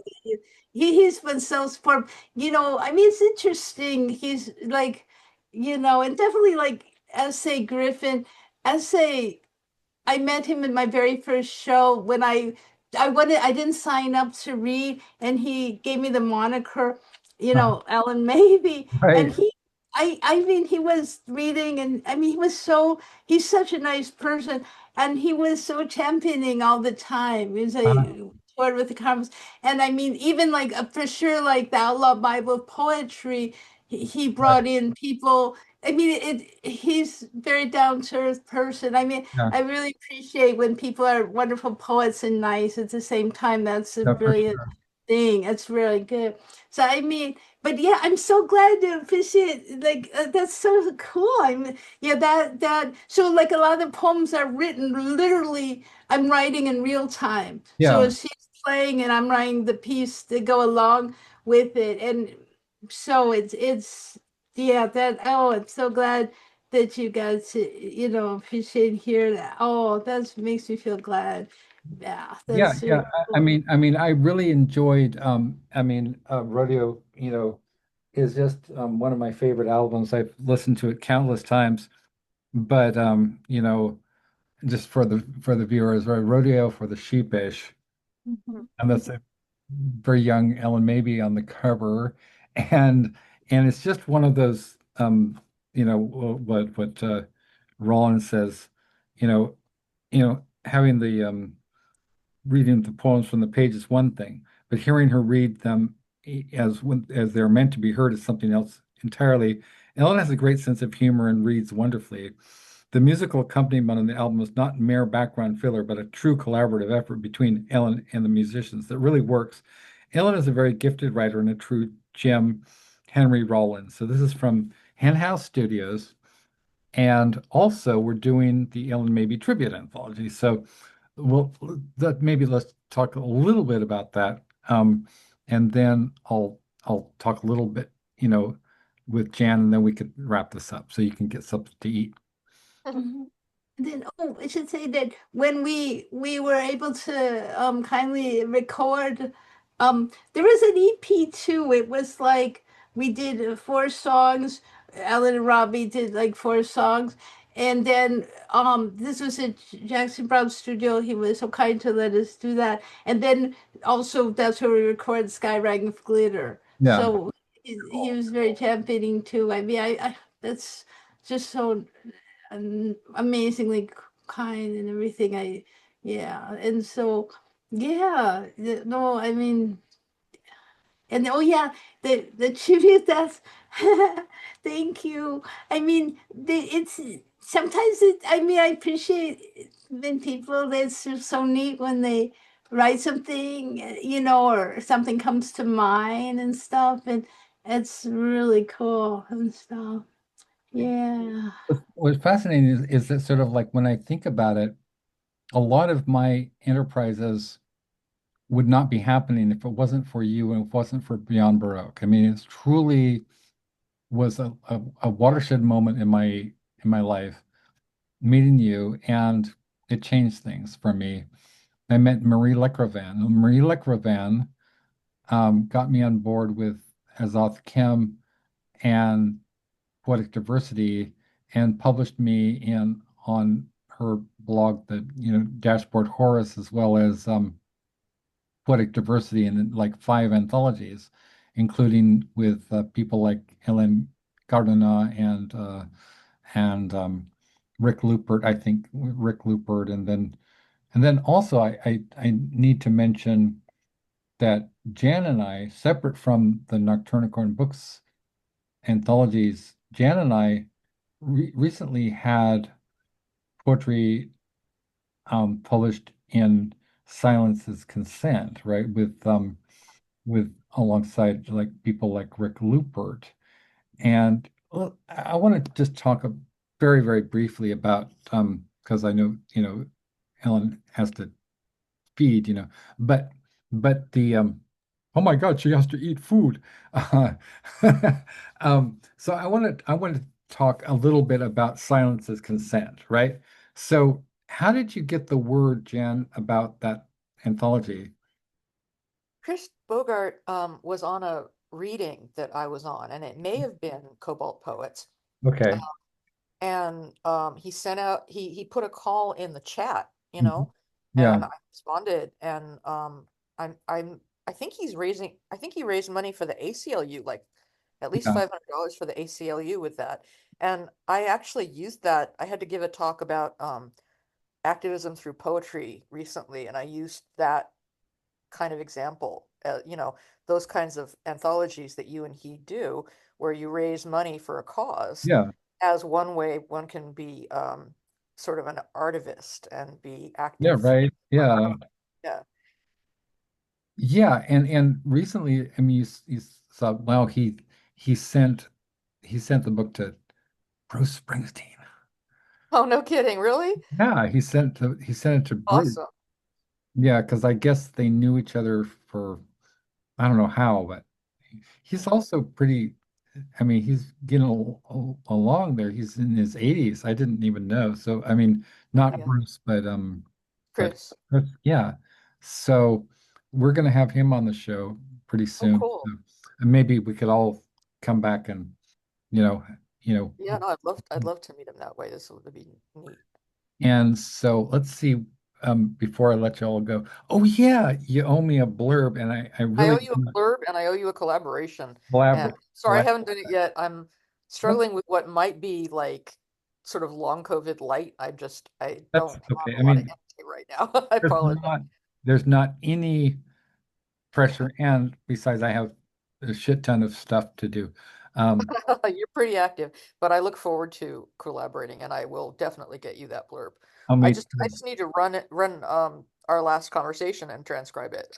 So yeah. I'll do, yeah. So I just want to do one last plug. Um, I'm trying not to make a double entendre here. When you see what I'm going to show you, you'll understand where I was probably going with this. Okay, anyway, so my friend Greg Tomani, is extremely gay. How gay is he? He's so gay that he's dating Felipe Rose, the Indian from the Village People. He's that gay. Okay, so he's a senior editor at Anxiety Press, which also publishes our friend John Yamra's. And oh, I believe it's going to be in a couple of my books, whatever. But so anyway, now he's endorsed by Dr. Cornel West, by Mhm. Slavoj Zizek, and by Gathris Chakravorty Spivak. Hmm. And he's known as the Dauphin of deconstruction because he was mentored by what Drusilla Poole, who was the Drusilla Cornell, the legal theorist, who was a close friend of Jacques Derrida. So this is this is my pal Greg Tomani, G.R. Tomani. Hmm. He also wrote the introduction to our forthcoming Goddess anthology, which is Om Mahakali, to the Goddess. And you have a piece in there, right, Jan? And then I don't think so. you No, don't? I Okay, don't think I was there around yet. can I conscript you? Oh, sure. Yeah, I have some very old goddess stuff. Yeah, yeah. sure. Old, new, it's perennial. Sure. Send me along, please send me along the guidelines and I'll just, or ping me with it and I'll send you something. I'll ping you. Okay. So anyway, I wrote the forward to this. It's the first openly queer epic poem, as opposed to the Greek poems. He's so gay. He's so gay that he's even openly queer about epic poetry. He even managed to queer the already queer epic poem. That's how gay he is. How gay is he? He's so gay that he wrote a book called Gay O Wolf. Oh, that's cute. Oh, that's gorgeous. Who did the art? Oh, good question. So, um, anxiety-driven graphics. Hmm. Ken Sabe, right? All right. So this is formally published in the Rainbow Cantos, or two attempts at queering the canon. Hmm. Okay, so that's so queer. I mean, it's so gay. So anyway, forward by a small bear. It doesn't say small bear, but you know. Yeah. Um, so yeah, so this is the dedications. Uh, I'll show you. Okay, so that's Felipe Rose from the Village People, Wow. Wow. Cornel West, Yeah. Slavoj Zizek. You know, these Hmm. are kind of big names, Yeah. right? And so a small bear, And there you are. right? Yeah. Yeah. So me and You and Cornell West. Cornel West are just like, you know, Yes. like I'm gonna my last thing because can we talk about Ozzy just a little bit? Okay, Ozzy, Ozzy, Ozzy. The man kind of was responsible for. First of all, he was dyslexic, Oh. and he always said that if it wasn't for the Beatles, he'd probably be dead or in prison. Hmm. So he was so inspired by the Beatles. And then he managed to but I don't think he ever overcame his learning disability. He just, I think because Transcended it completely. he he transcended it. He's one of those rare people like you who self-made creatives like Ellyn, like you, like me, like Rollins, who have a very distinct, it's almost like we always knew some things, right? We always knew some things that we felt compelled to put down, right? Translate into another medium. And Ozzy, from everybody that I've known and spoken with, and I knew Lemmy Kilmister, that, I mean, what he told me and what, Rollins has said on, recently in interviews, and that he was what you see was what you get. And that was the same thing was true for Lemmy, that you can tell that Ozzy was overwhelmed. I mean, you can see that he was overwhelmed by the love that people had for him, and he's sort of like he couldn't believe it. Like he was so his his he wasn't the most uh like, okay, for example, like Bowie studied mime with Lindsay Kemp, so his his moves are very choreographed, and like people like Britney Spears and Madonna, obviously, everything is worked out. With Ronnie James Dio, Madonna said she owed a lot to Bowie. no, Bowie, exactly, very, yeah, good call, right? So Bowie um, was basically, one of the first people to make it okay to be yourself. And that made him a rock star because I think it's sort of a little bit of the Warhol thing too, because everybody can be a rock star. I mean, when I was talking with Bibby Hansen, my cousin, Bibby Hansen, I said, so we're related? She said, yeah, we're cousins. And because my original family name is Hansen. Hmm. We're from Norway, and their family is from Norway too. And I knew that she didn't mean literally because we haven't had 28andMe and whatever. We haven't had our DNA tested. Hmm. And so I don't know. But when she said we're cousins, I know it's because of the Warhol thing. Yeah. Right. And when I was talking with Hannah Burchard, you guys know Hannah Burchard, right? I don't. Please tell me. Okay. So Hannah Burchard, so there was a film in 1973, I believe, it's called Cracked Actor. And there was this woman that's a super fan of Bowie who became very famous because she's in this film and she's very young at the time, but she called herself the Space Cadet. She's like, I'm the Space Cadet and David Bowie is my commander. And it's online, you can see it. It's a very interesting documentary film. And then so she kind of became part of the Bowie circle. And Bowie was such a fan of hers that he used a voice sample from her in one of his songs, right? So he was always, you know, collaborating with cool people Mm. who would like part of, he would bring into his orbit, like Trent Reznor, right, from Mm. Nine Inch And Nails. And so I think that what's really interesting about there's so many interesting things about Ozzy, but besides his being dyslexic, which kind of you can see this here's a pure guy. I mean, he's not unproblematic how he treated Sharon, but then again, Sharon is fucking bonkers. So that is also there's a song called Digital Bitch, which was recorded by the Ian Gillan um lineup of Black Sabbath, Ian Gillan from Deep Purple. Mm. And that song was written about Sharon. Mm.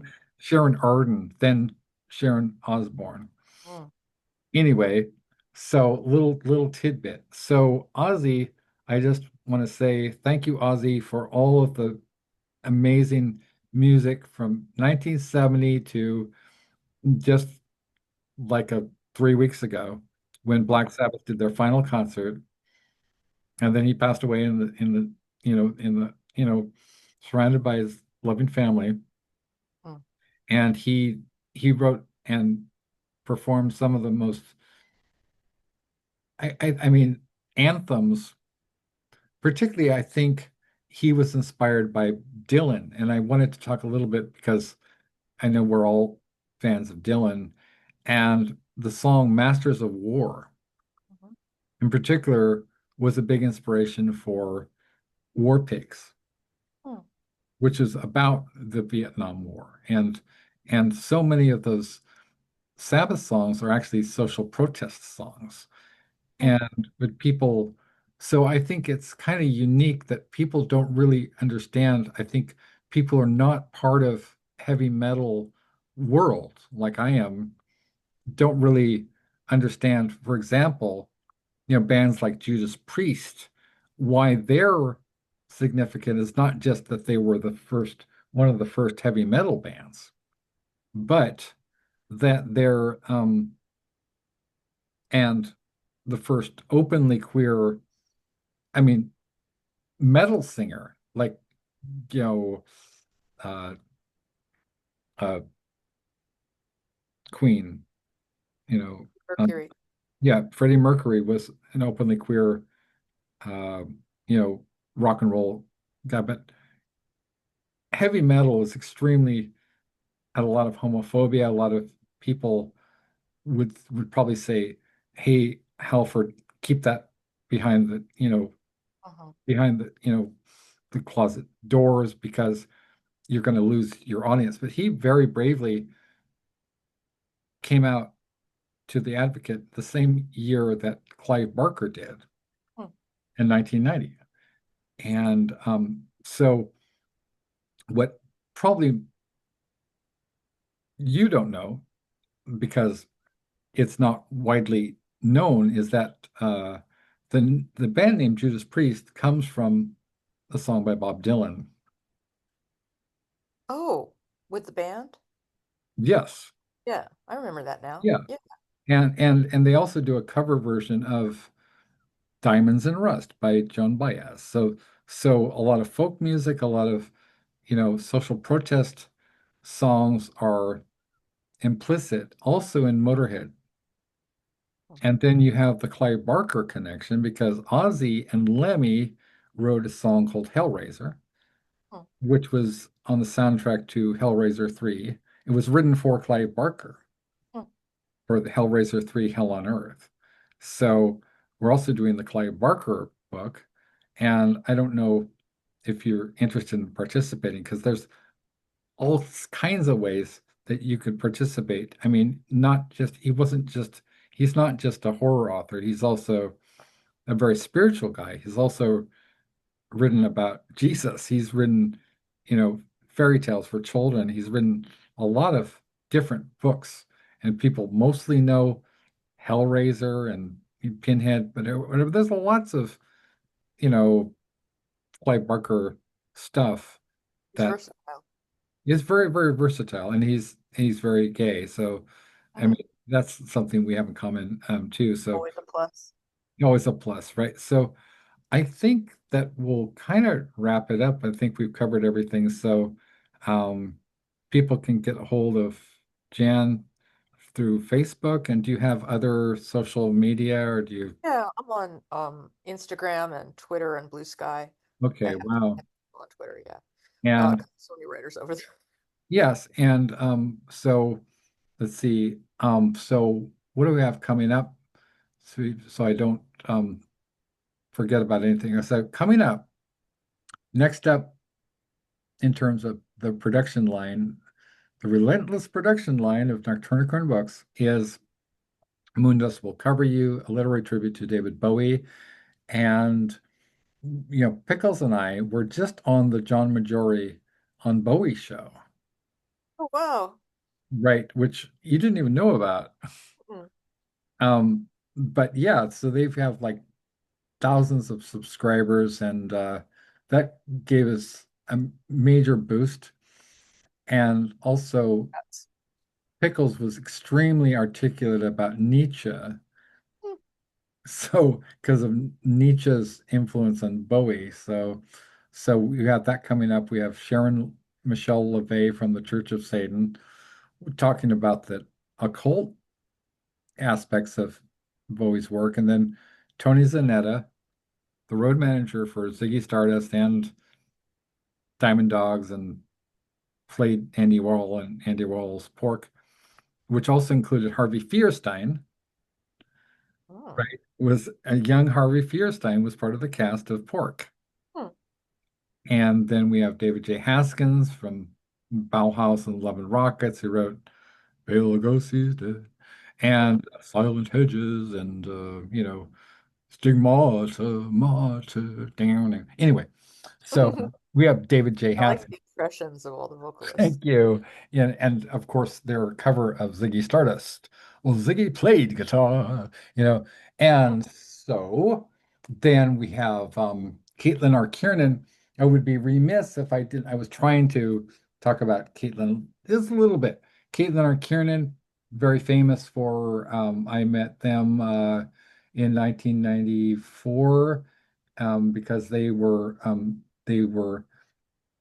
uh, the forum, whatever, they headed up this forum on the old Genie server that was the Poppy Z Bright fan sort of, fan group, which was mostly devoted to people, ripping on Poppy and sort of saying, well, Poppy is very writes about these taboo things and seems to be utterly shameless and amoral and has a laugh at things like there was a warehouse fire where there was copies of Exquisite Corpse, and the poor warehouse guy was you know I'm sorry, it's terrible, but he was you know killed in this fire, Oh, no. and the several copies of Exquisite Corpse became impregnated with his the smell of his burnt flesh, Oh, my and God. and instead of issuing some sort of public statement saying, "Oh my God, this is such a tragedy," etc., Poppy leaned into it and said, "Well, there's tribes in Papua New Guinea that enjoy the taste of what they call long pig, and you know, that was just That's pretty out there. that is Well, Poppy has said things like, I want to rape the minds of my readers. Yeah. So we gotta love Billy Martin is absolutely fearless. Damn. Even for transgressive fiction, Yeah. Billy is fearless. So people were outraged. But of course, Billy said that on purpose, right? Because with Billy, you're either in or you're out. There's no two. I mean, anybody's read Lost Souls, which literally has a incestuous relationship between a vampire baby who ate his way out of his mother's womb and thus killed his mother as his first act. Yeah. And then there's a incestuous relationship between the vampire child and the person who made him a vampire. Hmm. And that is just one, you know, plot thread. In Exquisite Corpse, two cannibalistic serial killers fall in love, and they groom a young Asian boy to be, murdered and then eaten. And it's a love story. So anyway, I was on this forum and I noticed one of the things that always appealed to me about Billy slash Poppy is that I was like, I'm cheeky too, like that. And so I said, I just all these grumpy sort of literalist horror authors. I think there was like Dean R. Koontz or some of these people, really famous people, and this was just the beginning of social media.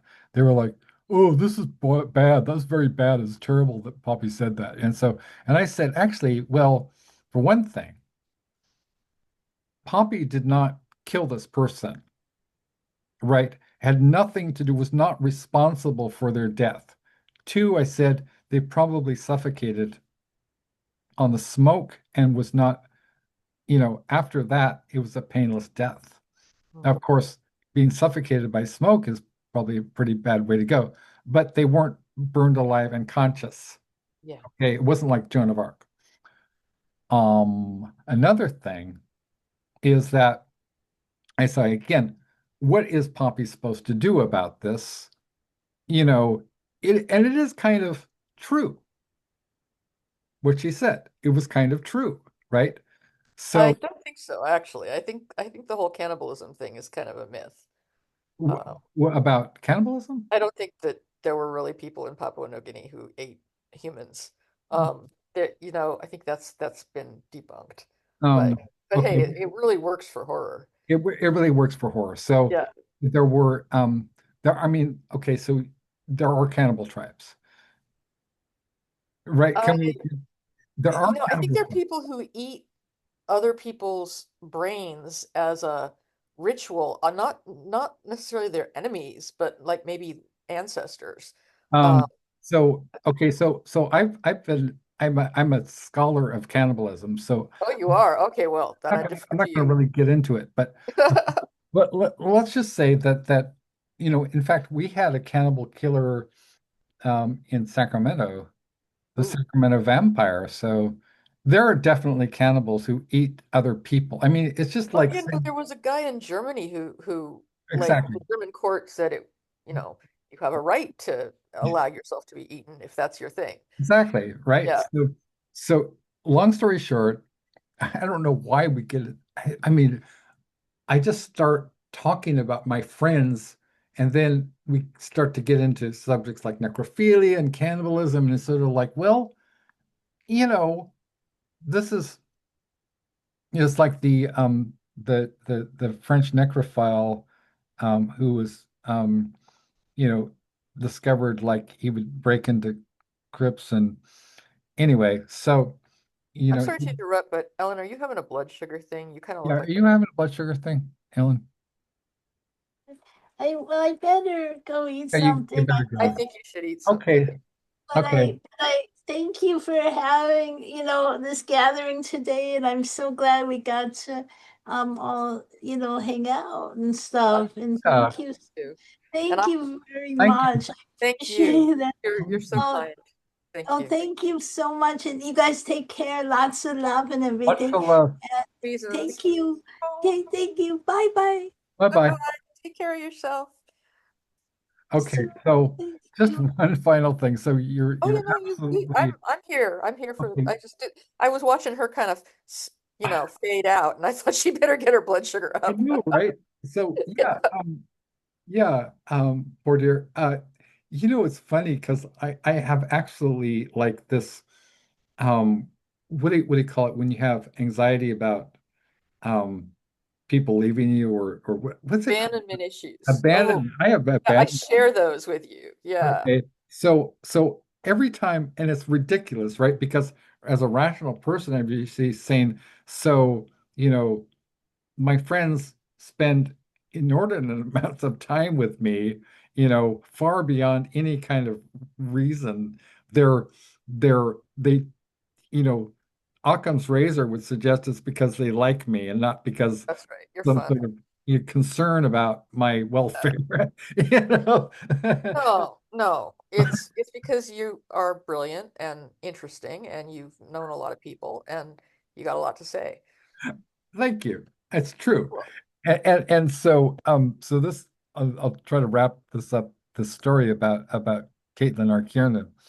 And so I'm very intransigent. I'm very like if people are if people are genuinely just sometimes people are genuinely just stupid or they're just average, and you just sort it's of you don't get into it with them like you don't, for instance, like um I'm not going to get into it with you about cannibalism because that's a subject that we could, you know, have a lot of fun with, but time is next time.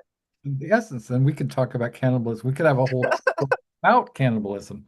We could bring in, whatever. We could have recipes. I don't know. So anyway, and I think it's because I'd collaborated with Poppy on the Purple Prose newsletter, Hmm. and that was the one where she fantasized about fucking, Burroughs' corpse. And so I was like, okay, so then now there's this thing called the internets, and we're going to talk about, you know, cannibalism. Hmm. And I'm thinking, so all these people, it was weird, like all these people on this Poppy Z forum seem to be obsessed with, well, her books don't have proper endings, like, the bad aren't punished. And I'm thinking, so you guys completely missed the point. I mean, it's like probably the same people that read Oscar Wilde and said, wait a minute, Hmm. this is a terrible book because it contains immoral behavior. And I was Hmm. like, this is the 20th century. Right. I'm just thinking it's such a 19th century attitude that the wicked must be The punished. wicked must be punished, Yeah. And I much prefer, well, it can be kind of delicious too, like, when Frankenfurter is punished, but by riffraff, and that those guys are total pervs, and what they've got going on, it's just they've got the silver space boots and they got all kinds of technology. They're just as bad as Frank, Hmm. right? Hmm. So that's kind of awesome. So when The guy that wrote that, what else did he write? I mean, it's such a brilliant work. um uh uh he wrote well, the sequel, which was called Shock Treatment. I never saw that. Um Something O'Brien, Richard O'Brien. He was also in the second Elvira, Mistress of the Dark movie. Oh, okay. And she was tight with Bowie too, Elvira. She was tight with everybody. She was tight with Elvis. Wow. Elvis Presley, and with Pee Wee Hmm. Herman, Paul Rubens. Mm. Have you seen And the Pee Wee Herman documentary? Pee Wee Herman as himself. It's a two-part HBO documentary. no, I haven't. It's But really great. I recommend it. who Yeah. worked with Pee Wee, our friend, sounds wrong on so many levels, but our friend Mimi Pond. Mm. We talked about Mimi, right? I don't remember. Maybe Mimi refresh my memory. is our friend who wrote no, she was a friend of Tom Waits, and she Oh, wow. wrote several books, graphic novels. She's won the Eisner Award, and Really? she like been nominated for an Emmy Award. And she wrote this book, The Customer is Always Wrong, with she's which was blurred by people like Roz Chast Oh, wow. and Sterling. you know and Bechtel, as in the Bechdel test. So Yeah. Oh, yeah, no, we're big Alison Bechdel fans over here. We got everything she ever wrote. yeah. So she's also a huge fan of my dad, and Oh, wow. they've been long-term buddies. And was also a fan of my dad, Matt Groening. Matt Groening. Yeah, oh, I love Matt Groening. So Mimi, speaking of Mimi Pond and Matt Groening, Mimi wrote the first Simpsons, the first episode of The Simpsons Oh, that was aired okay. on Christmas um, in 1989. It's called Simpsons Roasting on Open Fire. So the reason she agreed to write that episode is because she hates Christmas. And Oh, so she just totally ripped it a new asshole. And so speaking of, I'm sorry. Um, oh my God. Well, this is, it's an occupational hazard. hmm. So, oh dear, oh dear, oh dear, oh dear, oh dear. Okay, so But to get back. back to Amy Pond for just a second, which Yes. of her books would you recommend Oh if my God. read one? So her series, the Over Easy, which is she attended uh what art school at I'll have that for you in a second here. So that's just about to come out in paperback over easy. Yeah, Got so it in hardback already, but it's Mimi ready. Pond started her career as a cartoonist in the late 70s. In the years following, she wrote and illustrated five humor books and contributed regularly to dozens of national magazines and newspapers, including the LA Times. Um, in 2014, she published the first part of her fictionalized coming-of-age memoir, Over Easy. Hmm. So, and that's the lovely, Mimi Pond. Mhm. We had her on the show pretty recently, and so yeah, definitely Over Easy it's just it will blow your mind how good it is because Okay. it's a true story. And so yeah, just by I told Mimi that I thought that Tarantino should make movies of her work. It's Yeah. sex, drugs, and rock and roll. A lot of drugs, a lot of rock and roll, and a very, very interesting protagonist, which is Mimi Pond. She's just the character. She's not different. It's an autobiography. And then so I was thinking, so this is how I got on the radar of Caitlin R. Kiernan.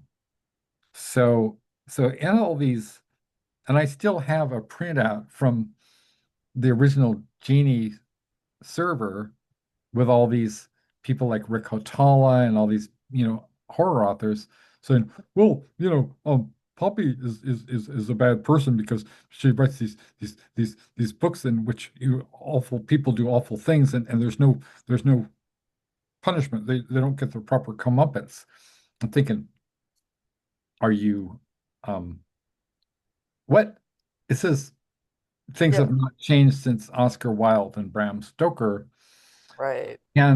And so I said, well, I told you what I said, right? I said, Poppy didn't kill this person. And yes, their joke was in bad taste. I repeat, they did not kill this person. You know, saying something outrageous is kind of what Poppy does. I pointed out this Like, like where were these people in a puppy Reddit group if they didn't dig her aesthetic? I with mean, I say her because she was her at the It time, was right? Genie. It was in 1994. So it was very, very early. And why were they in this group? To be assholes. Mhm. And so I stuck my neck out and I said, because I didn't care. I was like, well, why are you like, I mean, you're living, she's living rent free in your heads. I mean, like, if you don't, it's like somebody wrote a review of Lost Souls in Cemetery Dance, and then they said, um, you know, enough clove cigarettes to choke Peter Murphy, and and then this person was tired of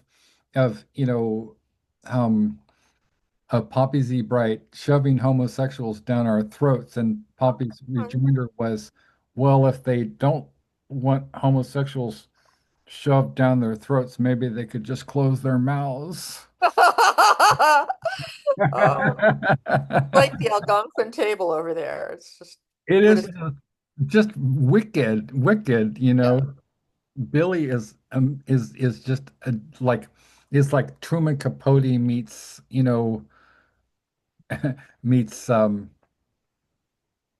don't know, Oscar Wilde meets whatever. Just one of the great witty the dryness, just and the subtle savagery. So I just said, well, she didn't kill anybody. The worst she could be accused of is bad taste. And Mhm. Kieran, who was the forum moderator, who was completely unknown, very, very few stories.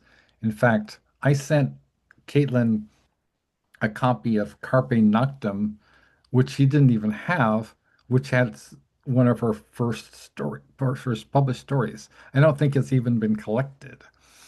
And Caitlin said, pull up a chair, right? And I was like, wow, so we started talking. And then I met them at the World Horror Convention Mhm. in 1996 or so. And the same time that I interviewed Poppy in person. And what was crazy now is that thinking back, at one point there was a question that involves Caitlin, and she said, "Well, we could just, ask Caitlin. She's next door." And for some reason, I didn't take her up on that. Anyway, it's not really important because we stayed in touch over the next few years, and then it was the 21st century, and then it was 2000. Now it was whatever it was last year. And for some reason, I'd always, even though I knew this person, been friends with this person, and for so long, I was very intimidated by them. I just because they're a genius, they're a vertebrate paleontologist.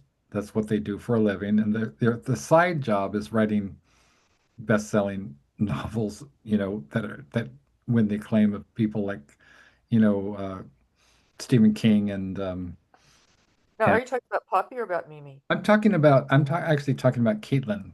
Oh, Caitlin, excuse me. Yes, it's okay. And they're also, a transgender pioneer. I mean, it was very, Caitlin transitioned first. I mean, when I met her, she had just sort of started, the transition process. And another person that I was friends with and published alongside, who was kind of very much an inspiration to all of them and all of us, is, Patrick Califia. Mhm. And I've had work with Patrick alongside Patrick. So Well, that's an honor to each of you. it You know, is. I mean, he y- sent me a Christmas card last year. Yeah. So, that's nice. You mentioned your admiration for genius, but yeah. uh, I think you are up in that category. I think you're an unusually intelligent person Thank and you. very uniquely talented. So I can see why you're friends with all these people. Yeah. I mean, I just felt a strong affinity and something that I wasn't even aware really of, you know, I'd read about transgender people, and I'd never met anybody who I knew was transgender until Caitlin, right? And so, and I was like, interesting, interesting, because, well, the first thing that, the only thing I knew that she said was she looked like Gina Davis, Mhm. and she's very tall, Mm. and also that she's sort of, resembles Patricia Morrison from Sisters of Mercy, who she's an absolute huge, huge, enormous fan Mm. of Sisters to the point that her first best of collection is called Two Worlds in Between. The best of, from the song, you know, um, Lucretia, my reflection, two worlds and in between, right? Mm. That's a great, great song. You know, it's hard to get Billy and Caitlin to give me a full love heart. So, sometimes I'll complain about with Pickles, I'll say, you know, so and so only gave me a tepid blue. It's because I think some of the older people, they don't really, they're not really, they didn't grow up with the internet and so and social media, and they don't think about the fact that, I'm sitting here going, just a just a like, I've gotten so spoiled. So Like likes. I didn't, I've noticed you often ask for a full on a heart, and full so I love try to give heart. them to you. But I like likes. There's nothing wrong with a good like. I know I'm spoiled, man. So there's been a few times that I've gotten full love hearts from Billy Martin and Caitlin. And one of the times was when I, on a dedicated Silent Hedges to Billy, I said this, or not Silent Hedges, but Exquisite Corpse, Mm. because obviously Exquisite Corpse, right? And by Bauhaus. And I got a full, Oh, a full one. yeah, And that's what she wanted. And, and Caitlin has actually tagged me a few times. And the first time I asked her for, a contribution for the Burroughs book, she actually put it in her blog, which nice. she's one of the few people who still have a live journal blog. Now Yeah, that's old school. yeah, totally. So I just I just found these two people immensely attractive. Hmm. They're just so bright, so honest and fearless and funny as fuck, and Hmm. completely just disregard the rules because they're Burroughsian. They're they're innovators. They created this thing which doesn't even have really a name. I mean, a lot of people have kind of, I mean, like people like Eric LaRocca, Wrath James White, some of these names have, who I've been published alongside of. Eric is very gay, very queer, and Kathy Koja, some of these people who's published alongside Billy Poppy back in the 90s. I think that Billy's Liquor series was actually their best work. Not to in any way diminish or take away from Exquisite Corpse, Hmm. but that is like an exquisite kind of it's a masterpiece of a kind of fiction, Mm. which has been done so well by Burroughs, by Dennis Cooper, Mm. by um, who Billy has enormous regard for. Mm. But it's been done. There's only so many ways that you can be transgressive, and after a while, it's like, well, Dennis Cooper has kind of progressed and, done different things. I'm a huge fan of Dennis. And, but what people overlook, which I noticed immediately, in fact, this was one of the things we talked about in our interview for Death Realm magazine. I said, so, Poppy, there's a lot of jokes in this book, right? Exquisite Corpse. I said, first of all, the main character who's based on Jeffrey Dahmer is Oh, a really? love story between two cannibalistic serial killers. So he's, for one thing, he's sort of like he takes this his his lover who's based on Dennis Nilsson, the British civil servant who was, kind of subject of a book called Killing for Company by Brian Masters, Hmm. because he would have these, and also I think a song by Chris and Cozy. Um, he would take these whatever his young lovers, and he talk about abandonment issues like, you know, in order to prevent them from leaving, well, he would suffocate them and he would keep their bodies around, Hmm. thus killing for company. Hmm.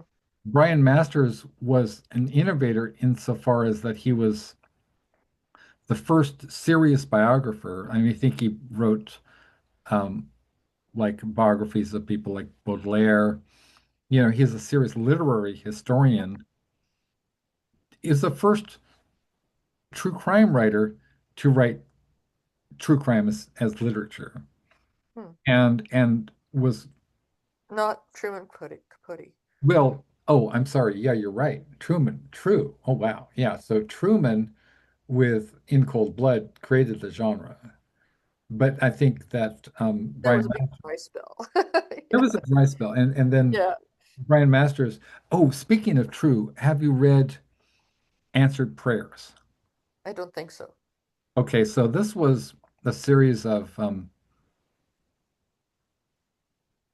it was initially, it was, Truman wanted to be Proust. Mm. This was supposed to be his à la recherche du temps perdu, but it Mm. didn't work out that way because In Cold Blood completely exhausted him. Mm. And that was pretty much, It.